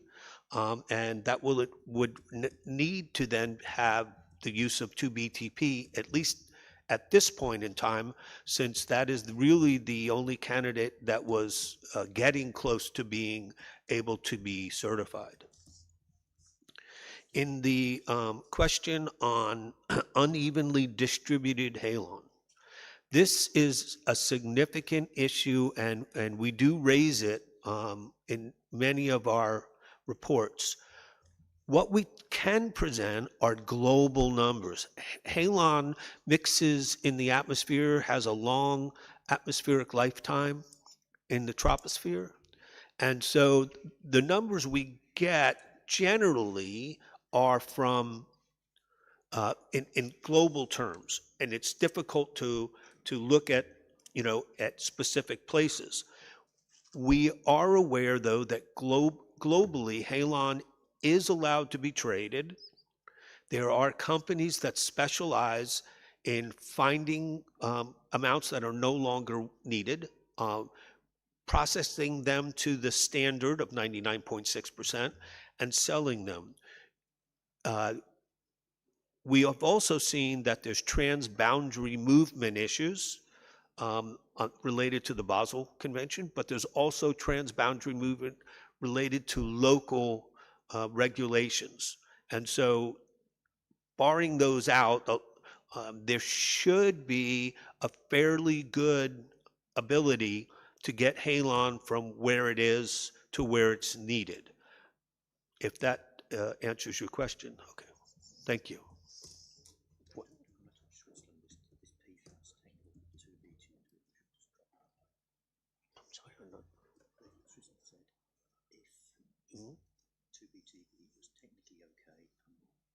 Yeah, that's what I said. I didn't mention PFAS. Okay, thank you. I want to make sure I completely answered the Switzerland delegate's question. The aviation industry, ICAO bodies, are indicating that unless there is certainty that 2BTP will have long-term viability, that means no regulations are looking at it in the 12-year time frame or even a 20-year time frame. Aviation time frames are usually an order of magnitude higher than everybody else's. And so even if governments, safety government, environmental bodies approve the agent for use, civil aviation has expressed to me and to Adam that they cannot and will not commit to that agent as an alternative. I hope that responds to the question more fully.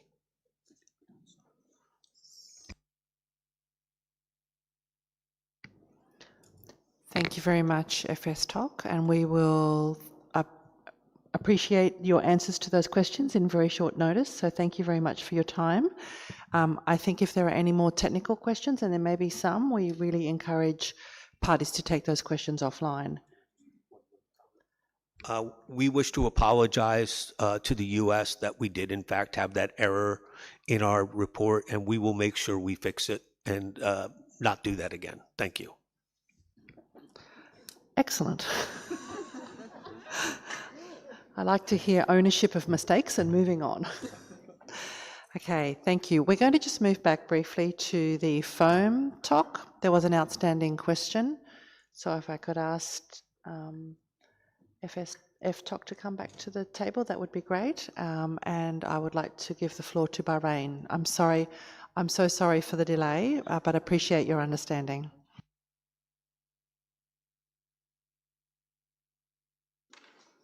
شكرا سيدة الرئيسة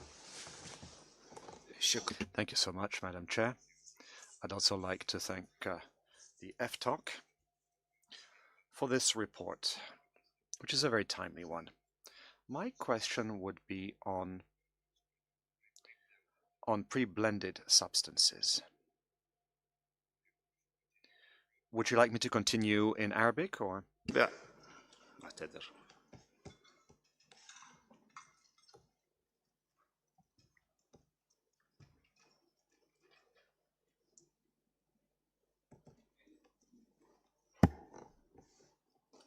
أغلقت الملف. I'm sorry, I had a problem with my computer. So my question, as I said, was on these pre-blended substances.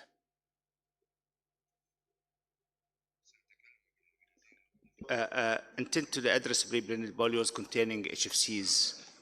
Will they be treated in a manner similar to approach adopted during the CFC phase out, or will different consideration apply under the HFCs phase down? Furthermore, what assumptions has the RTF made regarding the availability, technical feasibility, and cost of the non-HFC alternatives for the pre-blended polyols, and how have these assumptions have been reflected in its funding estimates? So this is my question. Thank you very much.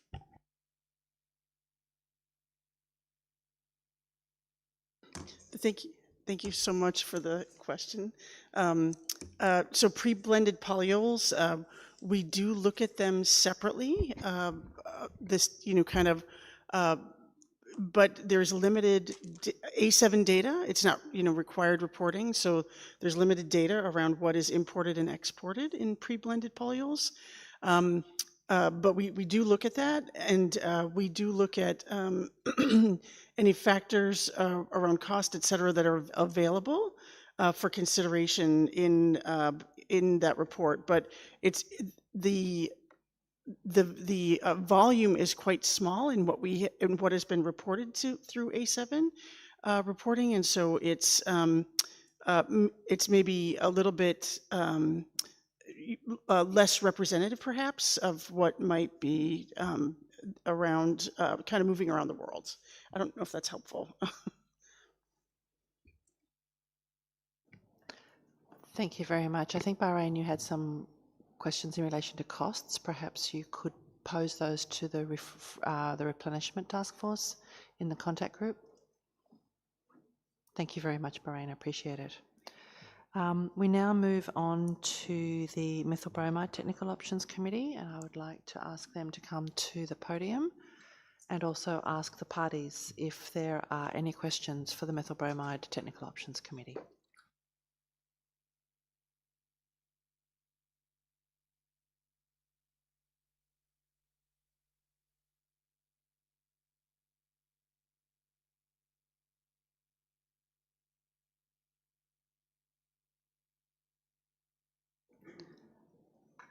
I don't see any delegates wishing to take the floor,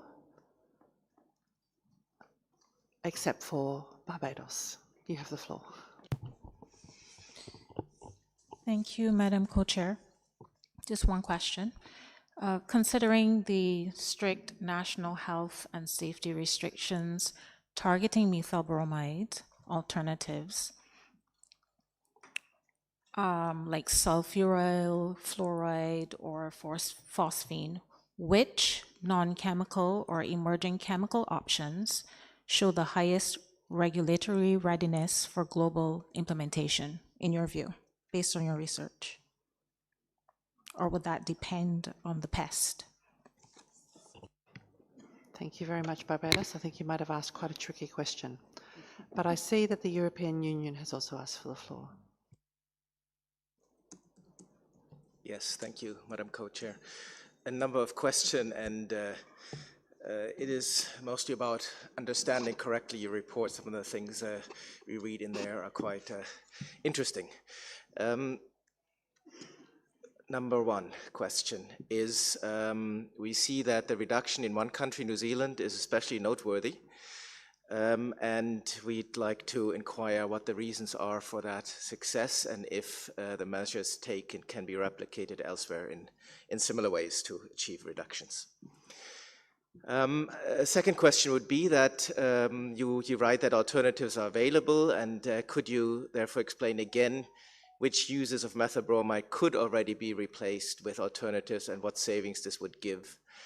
Are these alternatives effective, and how about the human health aspects?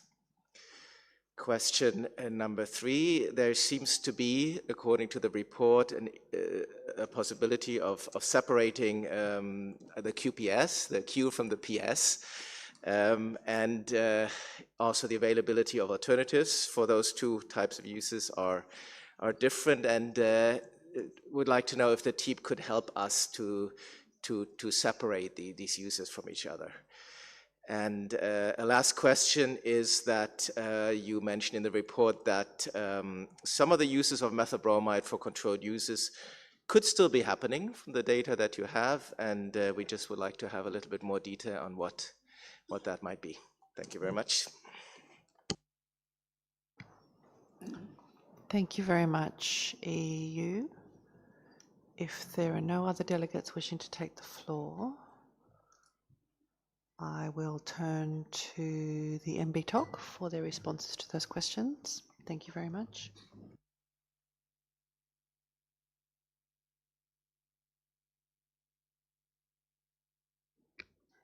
Thank you very much, Madam Co-Chair. I will respond to the question from Barbados. Thank you for that question. Yes, it will be dependent on the pest and the actual circumstances of the application, but there are non-chemical alternatives in many instances that can be looked at. As an example, I can tell you heat or cold treatment, irradiation, things like that. But once again, this will be highly dependent on the application and the pest to be controlled. And we are happy to give you further information if you have more specific questions. Thank you. My co-chair will answer the EU.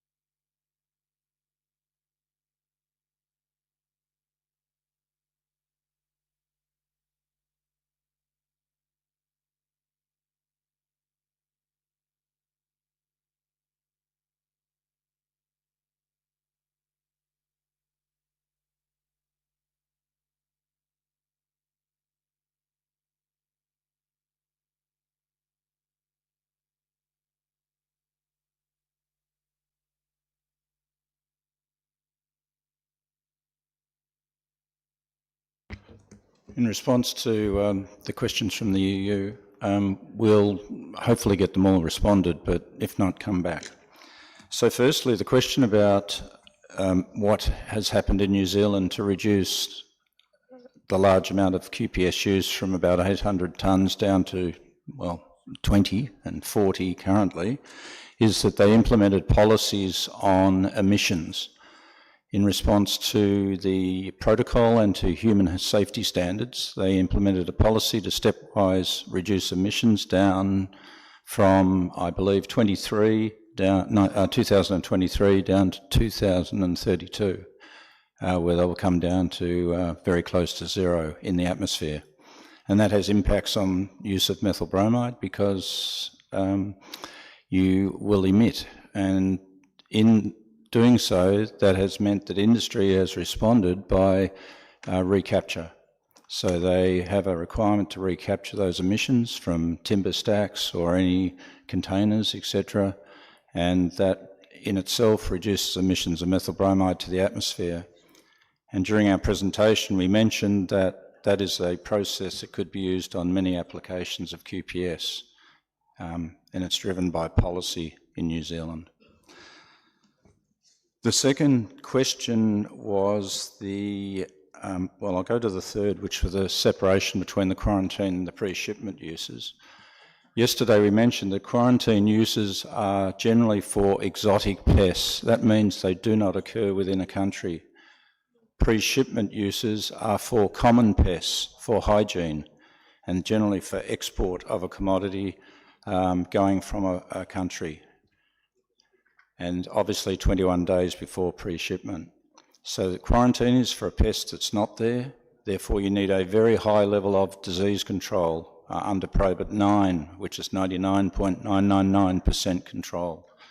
Non-quarantine pests don't require that same level of control, therefore there's a much broader range of alternatives available for pre-shipment. There is confusion amongst parties about those distinctions, but they are quite clear in lots of reports that are out there. And MEBTOC, over many years, has assessed alternatives and over 200 reports which show that there are alternatives that deliver the disease control required for pre-shipment.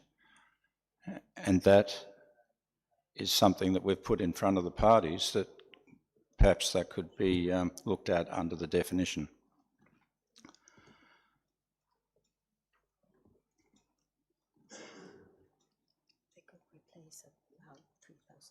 Yeah, and as we mentioned yesterday, once the categories are reported accurately into their pre-shipment and quarantine definitions, that will give us an exact level that could be replaced for pre-shipment uses. But in the past, it's been around approximately 3,000 tonnes, about a third or a half, towards 40% of the overall use that's in that category that would immediately have alternatives. We had a question at the end about some of the controlled uses may be for, some of the uses may be for controlled uses, and that is still continuing. Even at this meeting, I had someone say that that may be occurring, but in reports that we've had over the last couple of years, we've had very extensive surveys in countries that show that some of the uses are still controlled uses happening in those countries or in that country.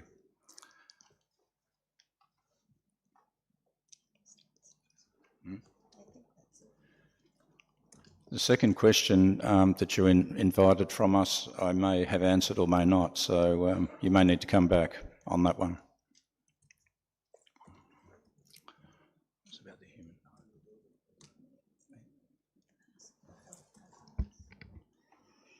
Thank you very much, methylbromide co-chairs. I appreciate your time at the podium, and I think if there is any further clarifications required, perhaps they could be taken offline in the interests of time.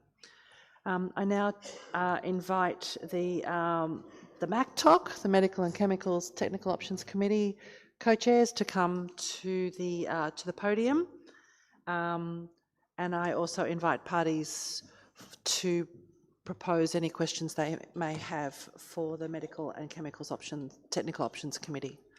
The floor is open.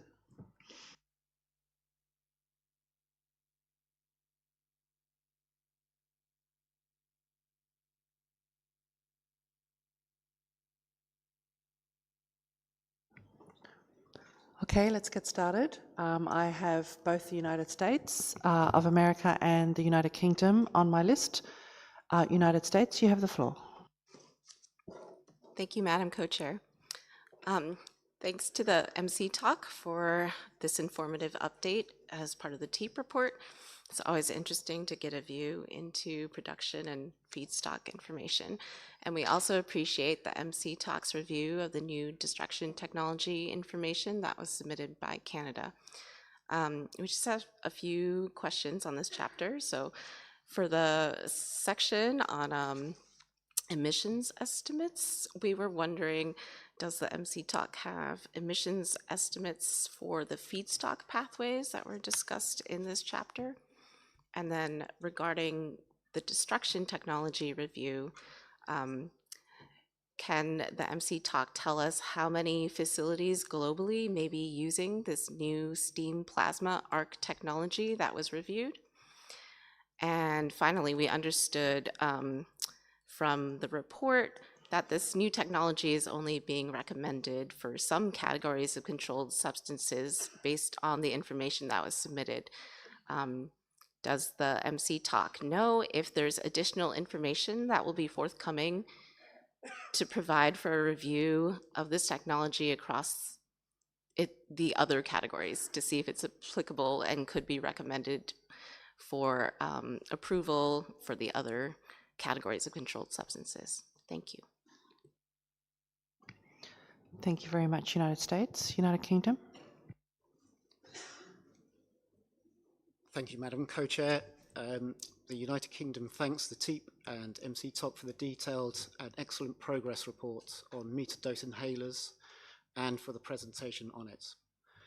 We welcome the significant progress being made towards lower global warming potential propellants and are pleased that the report highlights the UK's role in securing the world's first regulatory approval of a meter-dose inhaler using such a propellant.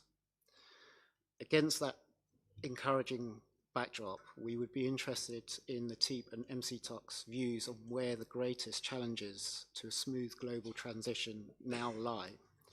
In particular, does the panel see the principal barriers as relating to regulatory approval processes, manufacturing capacity, the availability of pharmaceutical-grade propellants, both existing propellants and next-generation alternatives, or are there wider market factors? Thank you.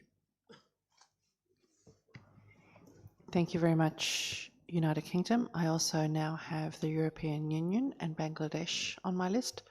EU, you have the floor. Yes, thank you, Madam Co-Chair, and a number of questions. So we assume that the TIAP is aware of a new paper by Reimann et al., showing that feedstock emissions are significant at 3.6%. There was a side event here on this issue yesterday. The question would be, how do these emission factors fit to the TIAP's own estimation of realistic emissions from production on feedstocks, and maybe compared to what in the past led us to, as parties, to call such emissions insignificant, which in 1994, I believe, was about 0.5% in the TIAP report. That would be our first question. A second question is that the TIAP report focuses mostly on the production of consumption data of ODS used as feedstock, and we would like to know what the emissions from feedstock on the effects on the ozone layer, so not just climate effects, would mean. Another question refers to the production streams and which ones are most relevant, leading to the fact that we have increasing emissions of feedstock uses. And in this context, the largest reported uses are R22, and we'd like to know what information you have on the major applications of this that is driving this demand, and whether there are other technically and economically feasible alternatives for such feedstock applications. And finally, a question on MDIs, where we see there are large differences in the uptake of dry powder inhalers between countries and between regions, and even between regions in countries. And we'd like to know if there are medical reasons for these large differences, and related to that, what the potential is for dry powder inhalers to replace some of the MDIs. Thank you very much. Thank you very much, European Union. I now turn to Bangladesh for the last question for the, that I have on, that I'm expecting to hear. So thank you, Bangladesh. Thank you, Madam Co-Chair. This time I will be very brief. Bangladesh should appreciate the clarification on the following point. Will the 2026 quadrennial assessment report provide a more detailed assessment of the technical, regulatory, and economic challenges, including the investment requirements and technology transfer needs faced by Article 5 manufacturers in transitioning to low GWP propellants? Thank you. Sorry, Bangladesh. Are you referring to MDI? Yeah. Thank you. I thought you were, but I don't think you said it. So I just wanted to be clear, because there are numerous types of propellants. Okay, I might need to give the MC talk a few minutes, but in your own time.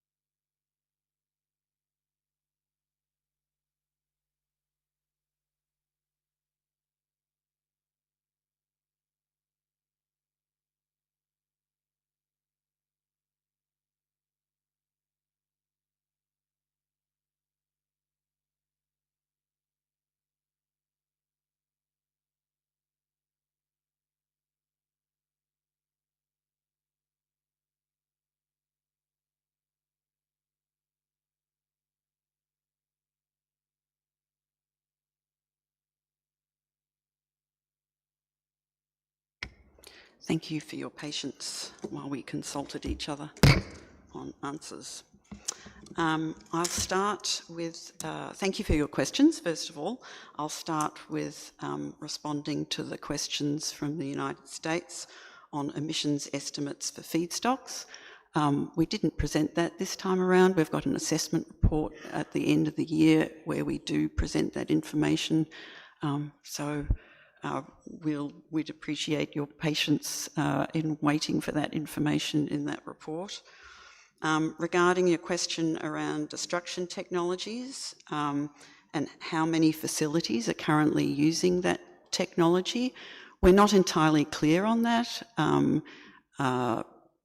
we're not quite sure whether it is in use. It's certainly a patented technology, and it could be that it's an emerging one rather than one that's in commercial use right now, but we weren't clear on that from the information provided to us. Regarding the groups of controlled substances, we assessed the information that was provided to us in the submission. It said that there was more tests had been done on kind of 90 different compounds, but we didn't know what those compounds were and we weren't provided with information. So again, we just did our evaluation on the information that was provided to us and our recommendation to parties around those substances in those groups of controlled substances. Certainly we could look at a further evaluation if more information became available. I might kind of jump to the EU's questions around, I'll stick on chemicals questions and then we'll go to MDI's questions at the end. So I'll answer the question from the EU about I think you were mentioning the 3.6% emission factor that was included in a recent paper by Ryman. In actual fact, that 3.6% emission factor was one developed by the TEEP in its 2022 assessment report and then repeated in the progress report in 2024. So 3.6% is what the TEEP estimates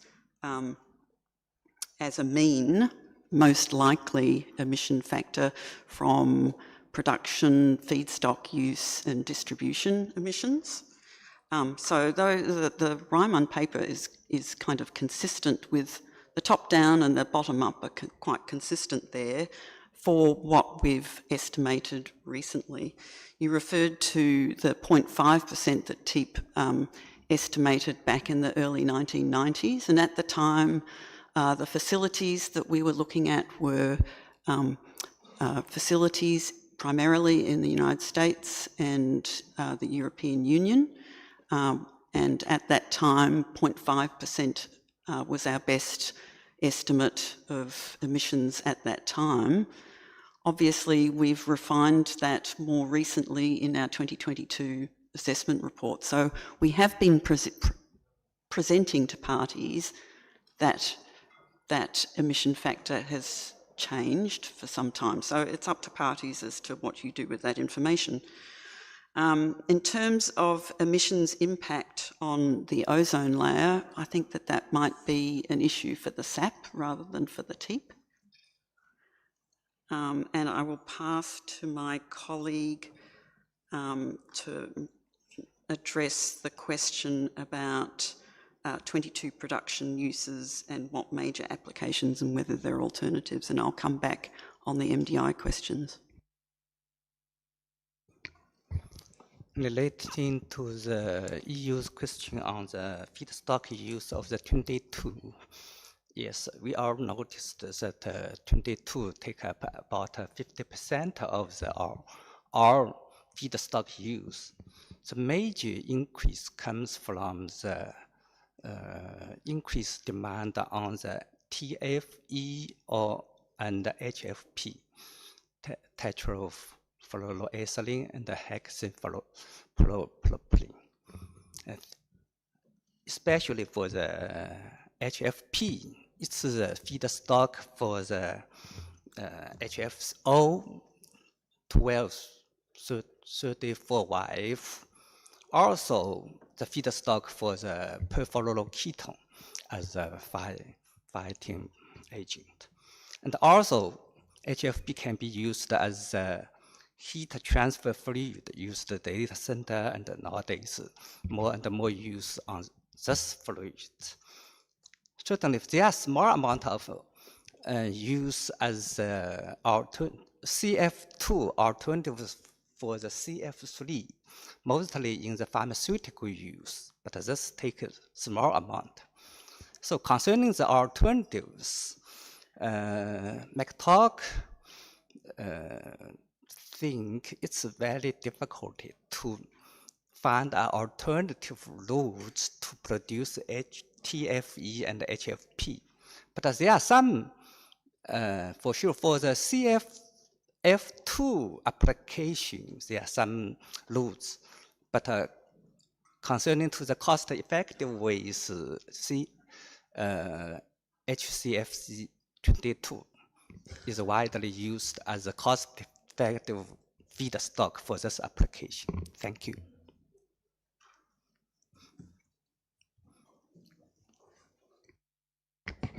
And now I will revert to the questions on metered dose inhalers or inhalers generally. And I'll start with the questions from the United Kingdom about where the greatest challenges lie and where the barriers are. I guess I would start by saying that our assessment report that will be provided at the end of the year will obviously provide a more detailed assessment of these topics than was presented in the progress report. But in terms of headlines of where those barriers might be, certainly we look at, in the assessment report, we've been looking at the issues of regulatory impacts on the availability of propellants, and also on the phase-down schedule of the Kigali Amendment and any impact that might have on the supply, the continuity of supply of HFC 134A and HFC 227EA, which are the current propellants in metered dose inhalers. We also look at the barriers for Article 5 countries, and we have quite a detailed section on that as well. So we did present those in a summary way in the progress report, and I refer you to that report. In terms of the pace of change, I think that obviously we're in the early stages of transition, and it's difficult to say how some of these challenges might play out over time.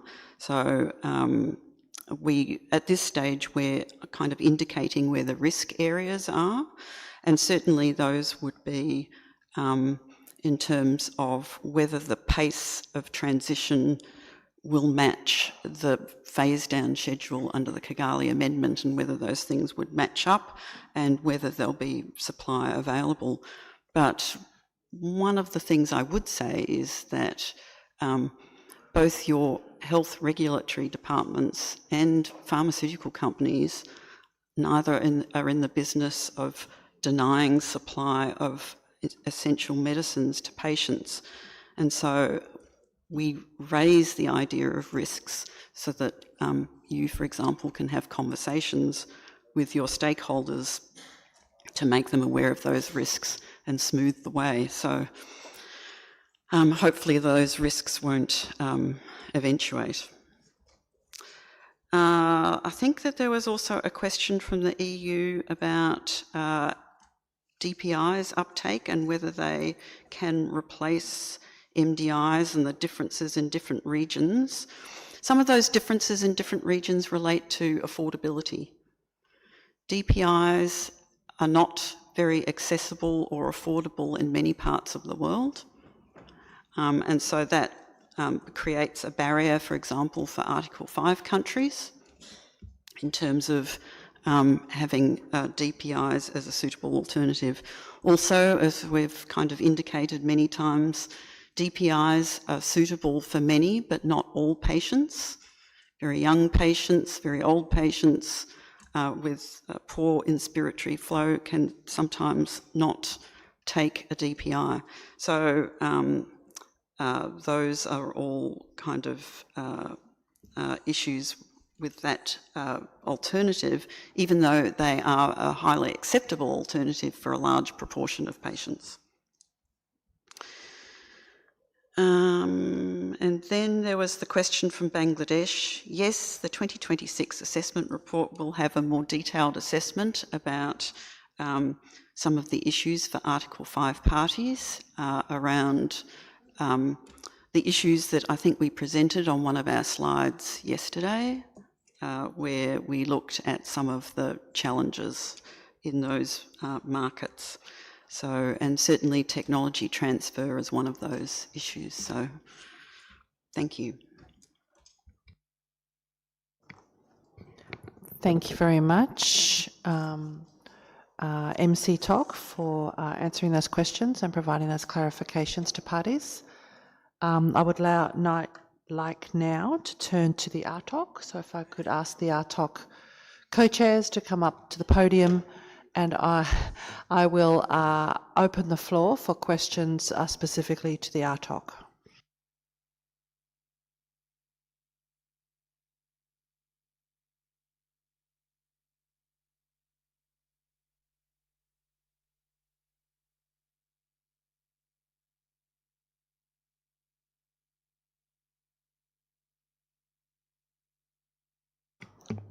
Thank you very much. Bahrain, you have the floor.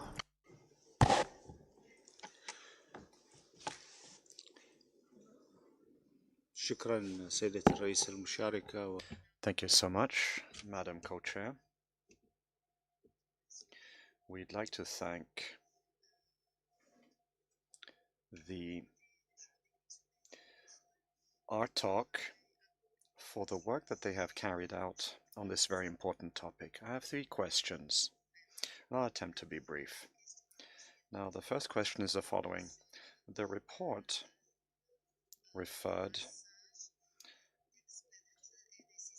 to a transition from the expenditure and VRF systems towards the R32 and R45 4B.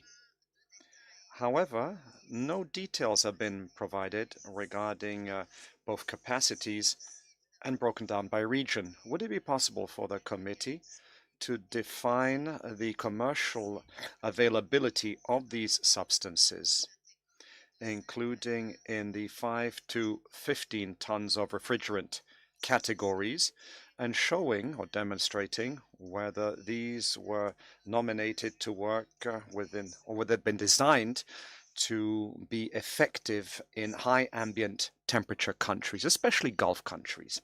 Second question.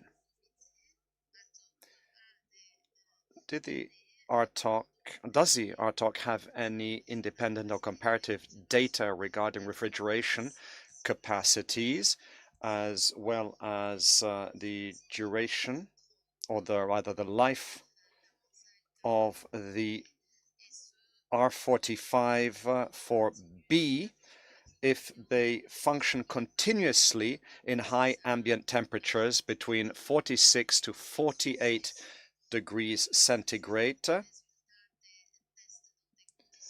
And do they have any results from tests carried out in such environments? And third question, how do the limits of the compartments, and maybe I'll use the English terms instead of the Arabic ones, minimum room size requirements, refrigerant leak detection requirements, and ventilation requirements. السؤال هو هل تؤثر هذه الأمور على So, the question is, will all of these elements have an impact on the practical use of the tools in the text palette and in the VRF? as well as in direct air conditioning with capacities of 5 to 15 tons. Are there categories of these tools or substances that we have no low temperature solutions yet that are used at a broader scale? Thank you very much, Bahrain. On my list now, I have Trinidad and Tobago, the European Union, Australia, Vanuatu, and the United States of America. Trinidad and Tobago, you have the floor. Thank you, Madam Co-Chair. Trinidad and Tobago thanks the panel and particularly the co-chairs and members of the RTOC for the report and for the presentation. We speak in our national capacity, but the circumstances we describe are shared across many LVCs and low LVC countries. Our concern with Chapter 6 is not principally with what it contains, but with what its analysis does not reach. The terms LVC and VLVCs do not appear anywhere in the chapter. The servicing sector reality that defines implementation for LVCs and VLVCs is not, in our reading, treated as a condition on its own right. Our circumstances, nevertheless, in one of the chapter's own findings, the report states that the weakest links in ILRI management are developing economies and small island states, owing to the lack of reclamation centers, poor cylinder returns, logistics, and insufficient destruction facilities. We accept that finding. For LVCs and VLVCs, it is accurate, but it is offered as a description of where implementation is weakest, rather than as a problem requiring further technical and economic examination. The report also states that full implementation Excuse me, Trinidad and Tobago, do you have a specific question to the team? I'm getting there. Thank you. Sure. Well, I'll just jump to my questions then. First, the forthcoming RTOC assessment clarify how circumstances of LVCs and VLVCs are reflected in the global mitigation scenarios it cites, and identify limitations in applying those scenarios to parties that have no access to reclamation, destruction, or cylinder return systems. Second, that in implementation decision 37/3 on use and unwanted controlled substances, the panel, in identifying which destruction and reclamation facilities can accept refrigerants from other countries, also assess whether those facilities are practically accessible to LVCs and VLVCs. They should address the minimum economic shipment volumes, collections, and cylinder return logistics, and the principal cost drivers where information permits indicative ranges for regional and aggregated arrangements. Thank you. Thank you very much, Trinidad and Tobago, and thank you for your understanding. I now turn to the European Union. You have the floor. Thank you, Madam Co-Chair. We have 3 questions. Actually, 4 questions. So, question number 1, given that no refrigerant meets all requirements such as safety issues, costs, climate issues, efficiency, environmental effects, etc., how does the TIA prioritize trade-offs in their policy guidance? That would be question number 1. And on the question number 2, we've seen, and the TIAB has also highlighted that in the presentation yesterday in his report, that at least in Europe, we see in the commercial refrigeration sector a very successful conversion towards CO2 in the larger systems and R290 in the small systems. And more recently, we see propane in monoblock heat pumps being taken up very readily. So what in the view of the technical experts of the TEEP are the key factors in enabling this transition in these sectors? And in the end, it is 3 questions, I'm sorry. The last one is on electrification, electrical mobility. We see that there is an increasing interest in CO2 and propane-based technologies in the electrification of cars. And based on the current technological developments and market trends, what role could these alternatives play in the future mobile applications? Thank you very much. Thank you very much, EU. I might pause there and turn to the RTOC for their responses to that first tranche of questions.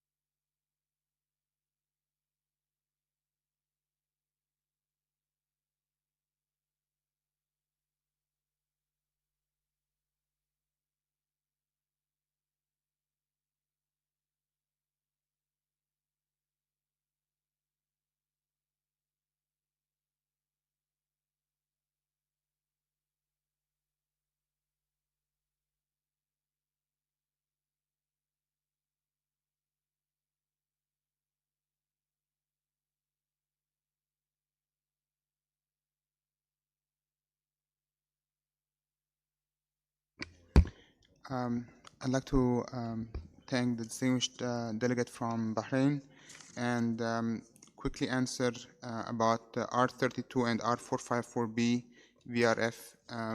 So the the information that we have is that there are capacities in the range that he described 5 to 15 ton, but these are not necessarily for high ambient temperature environments. These are for conventional designs. Whether the capacity of systems degrade or not at high ambient temperature, 46 to 52 degrees C, we don't have an actual evidence on that. However, we know that the performance of R32 and R454B is better than the performance than the performance of R410A at these high ambient temperature or elevated temperatures. With regard to the question on the impact of refrigerant charge limits, room size limits, and leak detectors, and the impact on using ducted split, and other air conditioning systems in the range of 5 to 15 tons, the limitation would be on using A3 refrigerants. However, using A2L refrigerants, there is evidence that there wouldn't be a problem, especially on the lower end of the range, 5 to 10 ton. There wouldn't be any problem.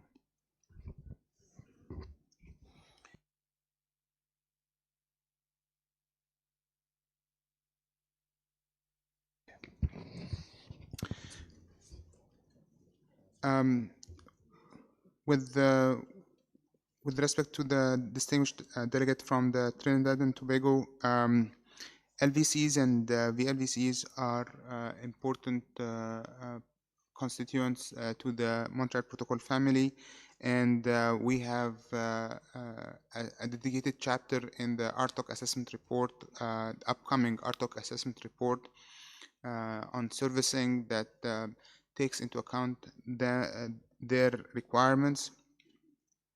And we acknowledge the fact that we should have added more information in the TEEP progress report. We try to be brief in the progress report and keep some of the excitement for the assessment report. With regard to decision 37.3 and how to work with the unwanted substances, this actually goes into what was mentioned in chapter 8 of the RTF, where we have the estimate on the transboundary shipment under the Basel Convention, where experts from RTOC and experts from MC-Talk came up with an estimate of about $50,000 plus or minus. I don't remember the exact number, but around $50,000 as enabling the shipment or transboundary shipment for unwanted substances.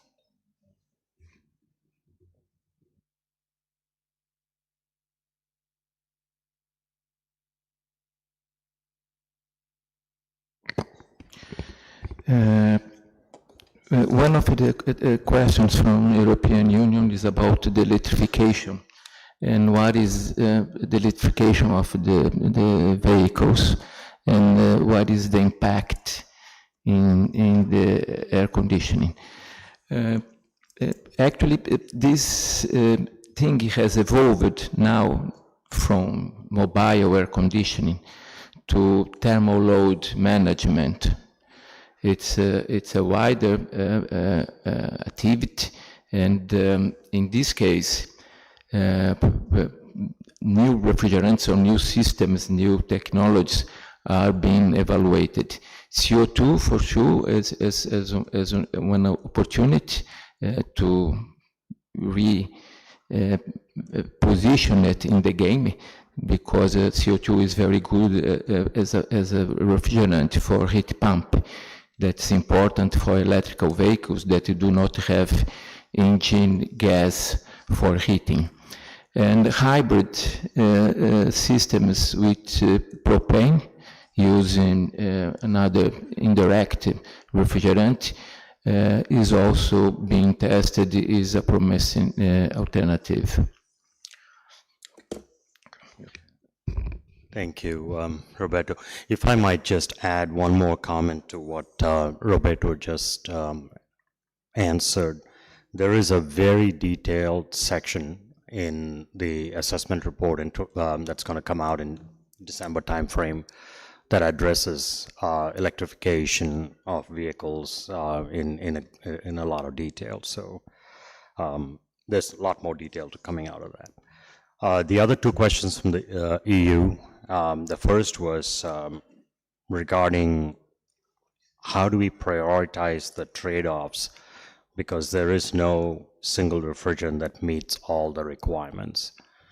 That is a question that equipment manufacturers and refrigerant manufacturers and everyone just has to constantly deal with. If it doesn't provide the cooling, then it doesn't matter how efficient it is. So that's not going to make the cut. So clearly it has to deliver the cooling capacity that you desire. But after that, the rest of the variables that you have to look at, it all depends upon the application. So I'll just leave it at that. That we don't make any recommendations as to how people should go about doing that. Your second question was regarding the growth of CO2 in large systems and propane in small systems, as well as monoblock heat pumps. What are the key factors enabling this growth? Clearly, in large systems, the CO2 ends up being cost effective in order to get the performance that you desire. That size factor is slowly going down, and we expect that maybe someday it'll be much better than where it is today. As far as the small systems, propane is limited by the amount of refrigerant charge that is allowed by the various safety standards, and that's the reason why you see the way it is applied today. And they're mostly, in fact, they're almost always factory charged, leak tested, and shipped out from the factory pre-charged. So I think those are the key factors that make it acceptable. They do work very well in small charge systems. Performance is great for propane. I think that's about it. The destruction facility for LVC. I think he answered.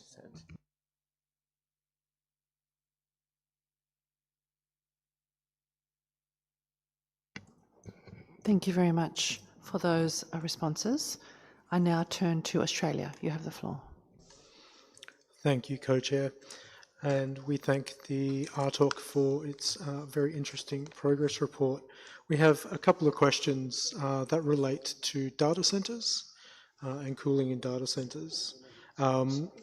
We're interested in, obviously, there's a great deal of growth in the data center space currently. We wonder if the experts could comment on the effects of that growth on demand for refrigerants from that sector, and specifically could comment a little more on the main refrigerants you're seeing used in that sector and the methods of cooling being used. And as a final question, we're keen to understand whether the progress report will cover data centers in some detail. Thank you very much.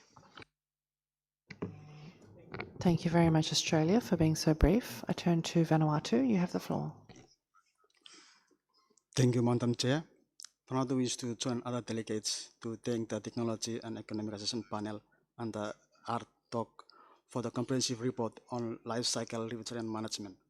We welcome the report and appreciate the recognition of the challenges faced by developing countries, particularly small island developing states, in implementing the LRM. As many Article 5 parties are now completing refrigerant inventories and moving towards implementation, Vanuatu sees this as an important opportunity to strengthen refrigerant management throughout the entire life cycle. In this regard, Vanuatu would welcome the DIP's reflections on the key priorities interventions that would be considered by small island developing states to effectively implement LRM, particularly where the national reclamation and destruction facilities may not be economically feasible. We would also appreciate the DIP's view on whether regional approach could provide practical and sustainable solutions for small island developing states in advancing life cycle refrigerant management. We also believe that further guidance in this area will greatly assist Article 5 parties in designing practical and sustainable LRM systems that supports both compliance under the Giggle Amendment and broader climate objective. I thank you, Madam Co-Chair. Thank you very much, Vanuatu. I did hear a couple of questions in that intervention. United States, you have the floor. Thank you, Madam Co-Chair. Thanks to the RTOC for the updates provided in this chapter. It's always good to see that there's new developments and progress being made across so many categories of equipment. We just have 3 questions. So in table 6.1, we saw that there were 7 new refrigerant blends listed by ASHRAE. We want to ask the RTOC if they could tell us more about the characteristics of these refrigerant blends and what applications they're intended to be used for, and have they begun to be used already? We noted that several of these blends have fairly sizable ODPs. At least one of them appears to include HFC 23, and compared to other legacy refrigerants such as 404A, the GWP of this blend seems to be much higher. So are there particular uses where these refrigerants would be advantageous? And also, could you confirm if one of these blends listed in the table includes a PFC? Second, we noted that there was a table listing international RACHP safety standards. So there were 2 IEC and 1 ISO series listed here, and we were wondering what is the timeline expected for updates to be completed for these standards? The report simply indicated that they're currently under revision.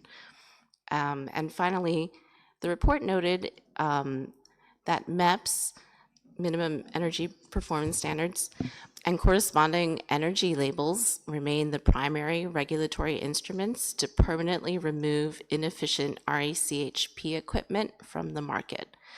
So we'd like to ask the RTOC, is there an estimate of the percentage of countries that have either MEPS or energy labeling schemes, or both of these types of regulatory things in place? Thank you. Thank you very much, United States. I have two more countries on my list to ask questions of the ATOC, that being Bangladesh and Egypt. If any other countries wish to ask questions for the ATOC, can you please make your intentions known now? I don't see any other countries wishing to ask questions, so I'll turn now to Bangladesh. You have the floor. Thank you, Madam Co-Chair. Bangladesh appreciates the work of the Refrigeration Technical Options Committee on refrigerant life cycle management. Bangladesh is currently implementing a national ODS bank inventory project with the help of the multilateral fund to develop a national strategy for refrigerant recovery, recycling, reclamation, and environmentally sound destruction. In this context, we would appreciate TIP's views on whether TIP intends to develop technical guidance or best practice communications for establishing national refrigerant reclamation network for Article 5 parties. Thank you. Thank you very much, Bangladesh. And finally, Egypt. Can you please provide your question? Thank you. Thank you very much, Madam Co-Chair, and good evening, colleagues and distinguished. This is the first time to take the floor, so we'd like to add our voice to those who thanks government of Thailand and also the Ozone Secretariat. Special thanks to TIP for preparation of this report, and we appreciate all the technical support and effort they are doing for our work, and we depend on their guidance in the implementation of our activity and achieving our goal. My question about the table 5.4, which is about the reclamation recommendation for list of approved destruction technology. I know that there is a decision of the party to list the technology, but my concern is about the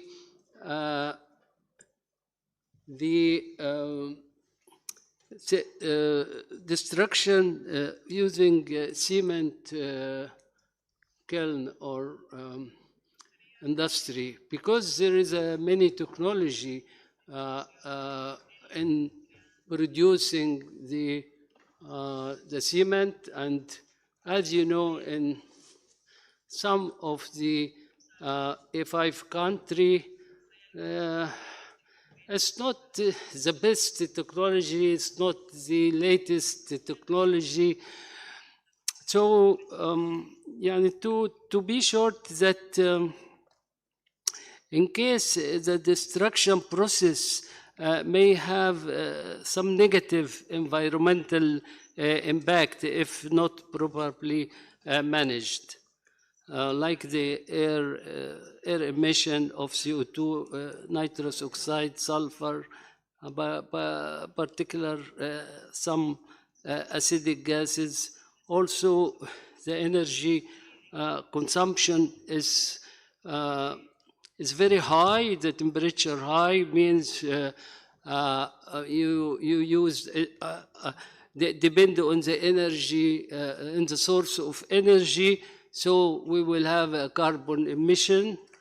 Also, incomplete.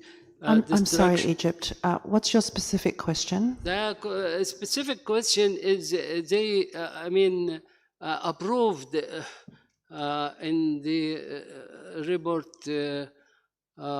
for Annex A, Annex B, and most of the annex are approved, but we need to put some condition of using this technology. Otherwise, we are solving a problem by getting rid of some ozone depleting or F gases, but we end up by creating some negative problem to the environment or to the health of the people. So we must have a restricted condition in approving this technology based on case by case or in the evaluation of the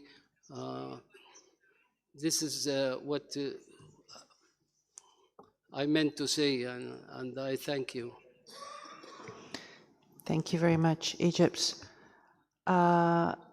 Lesotho, I see that you have also requested the floor for a question. We're sort of heading towards 6 o'clock. Can I ask if you could be brief, please? Yes, yes, madam. I was just checking the report on the case where it talked about existing stuff, new trends on hybrid curriculum being blending mechanical and electronics. I was just wondering whether I just felt that maybe at this juncture we could have come with some estimates in terms of on how the countries can be supported in terms of the training, not the normal on-job training that is being done. Because what we feel is that, especially when dealing with the mechanical and electronic issues, especially for maintenance issues, we need furthermore training. The other issue which I have seen is where he has talked about the gap that exists for developing countries and small islands, especially in terms of reclamation and destruction capacity, and which I think even this sector, at least the report should have come with indicative figures on how the countries can be helped in terms of this gap that is being highlighted in this report. Thank you very much. Thank you very much, Lesotho. There's quite a range of questions there. Some of them you might refer to the RTF for, but can we please try and conclude on the answers? Thank you.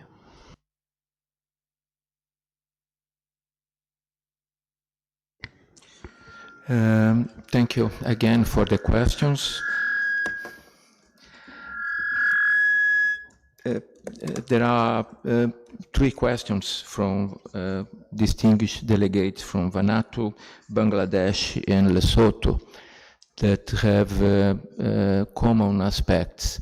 They are all related to life cycle refrigerant management regarding recovery, recycling, reclamation, and destruction.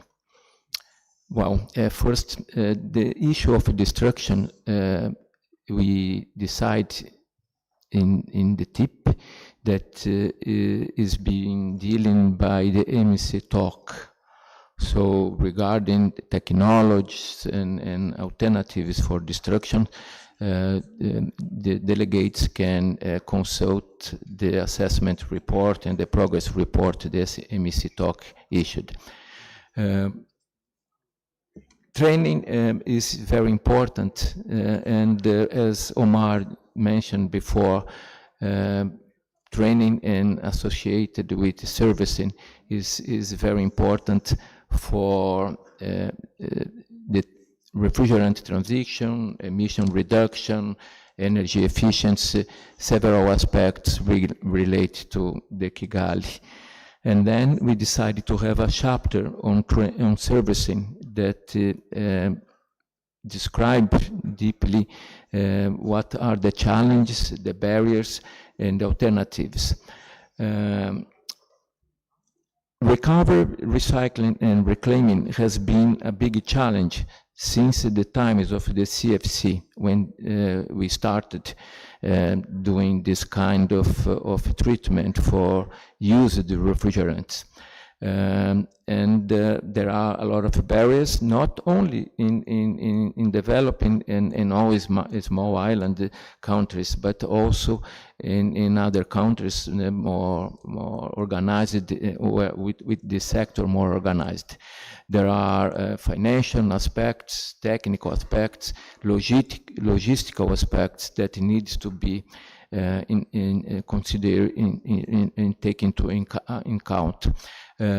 We think that nowadays, due to the climate need or climate needs for fighting climate change, these activities, as we have been discussing in the last 2-3 years since the TIP LRM task force report, is gain another driving force. So some barriers we can see that will be somehow surpassed, but still it's a big challenge for all countries. Thank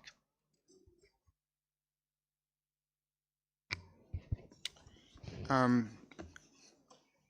With respect to the question from the distinguished delegate from the US on table 6.1, these 7 new refrigerant blends were just approved by ASHRAE 34 or ISO 817 recently, and companies are just starting to find ways to implement them in products. So we are not aware of any companies or any products that use these products.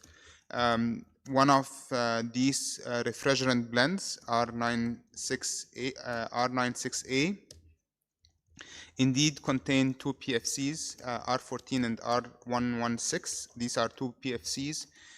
This refrigerant mixture is actually designed to have a very low bubble point temperature, which can be used for ultra low temperature refrigeration application. There was another question regarding MEPS as a primary regulatory element, or MEPS and labels. And while we don't have this number in this report, and briefly cover it in the upcoming assessment report, the number of countries with MEPS and labels or MEPS and or labels in air conditioning is about 149. And MEPS and or labels in domestic refrigeration is about 135 countries out of the 192 member states. Thank you, Omar. There was another question from the United States about the safety standards. There are safety standards that are national as well as regional, and these we listed here are international safety standards, and they are under continuous update and revision. So there are the committees that are always working on updating them, and I'll just leave it at that for now. Then there was another question from Australia about data centers and the effect of growth of data centers on refrigerants demand. And the answer is clearly growth in data centers will increase the demand for cooling. And the fortunate thing is that there are lots of new ways of cooling data centers that are being researched and innovated and applied, and I think it is recognized that data centers are a big source of cooling need. But I think what will happen, just to give you an idea, 1234 ZE and 1233 ZE, they're all low GWP refrigerants that tend to be used in data centers in traditional cooling technologies. But I think what is of more concern is probably not the refrigerants themselves, because the direct impact from the refrigerants, it's going to be minuscule compared to the energy impact. So, you know, do you want to pay attention to the 99.9% of the problem or the 0.1% of the problem? So I'll leave it at that. Thank you. Yes, thank you. Omar just reminded me that we have a whole chapter on data centers in the assessment report.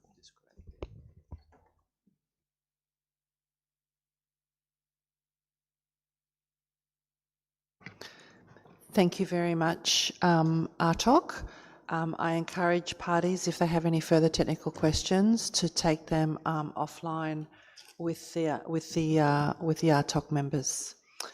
We're getting quite close to 6 o'clock. Sorry, I'm going to test the room and see if there are any parties wishing to take the floor on PFAS, which is Chapter 7 of the TEEP report. If there are many parties wishing to take the floor, we will leave this until tomorrow. But if there's only one or two, we might be able to squeeze it in before we finish for tonight. Can any party wishing to take the floor on PFAS press their button? I only see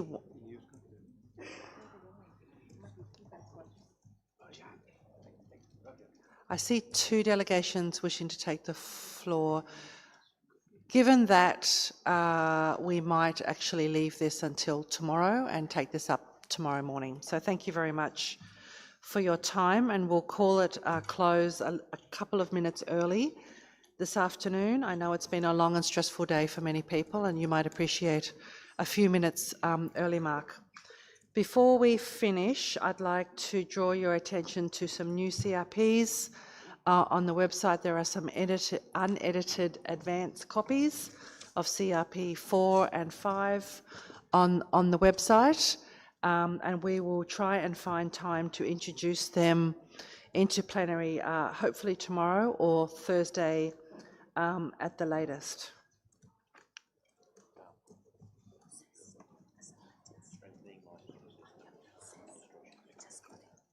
That's okay. Yeah. I also just want to note that there will be a contact group tonight on Montreal Protocol viability, and replenishment contact group will meet again tomorrow morning, and then we will get reports back from both of those groups first thing tomorrow morning. So unless there are any other pressing issues, we will adjourn the OEWG for tonight, and let you get on with your other plans for this evening, whether they be dinner, side events, or another contact group. So thank you very much and good night, everyone.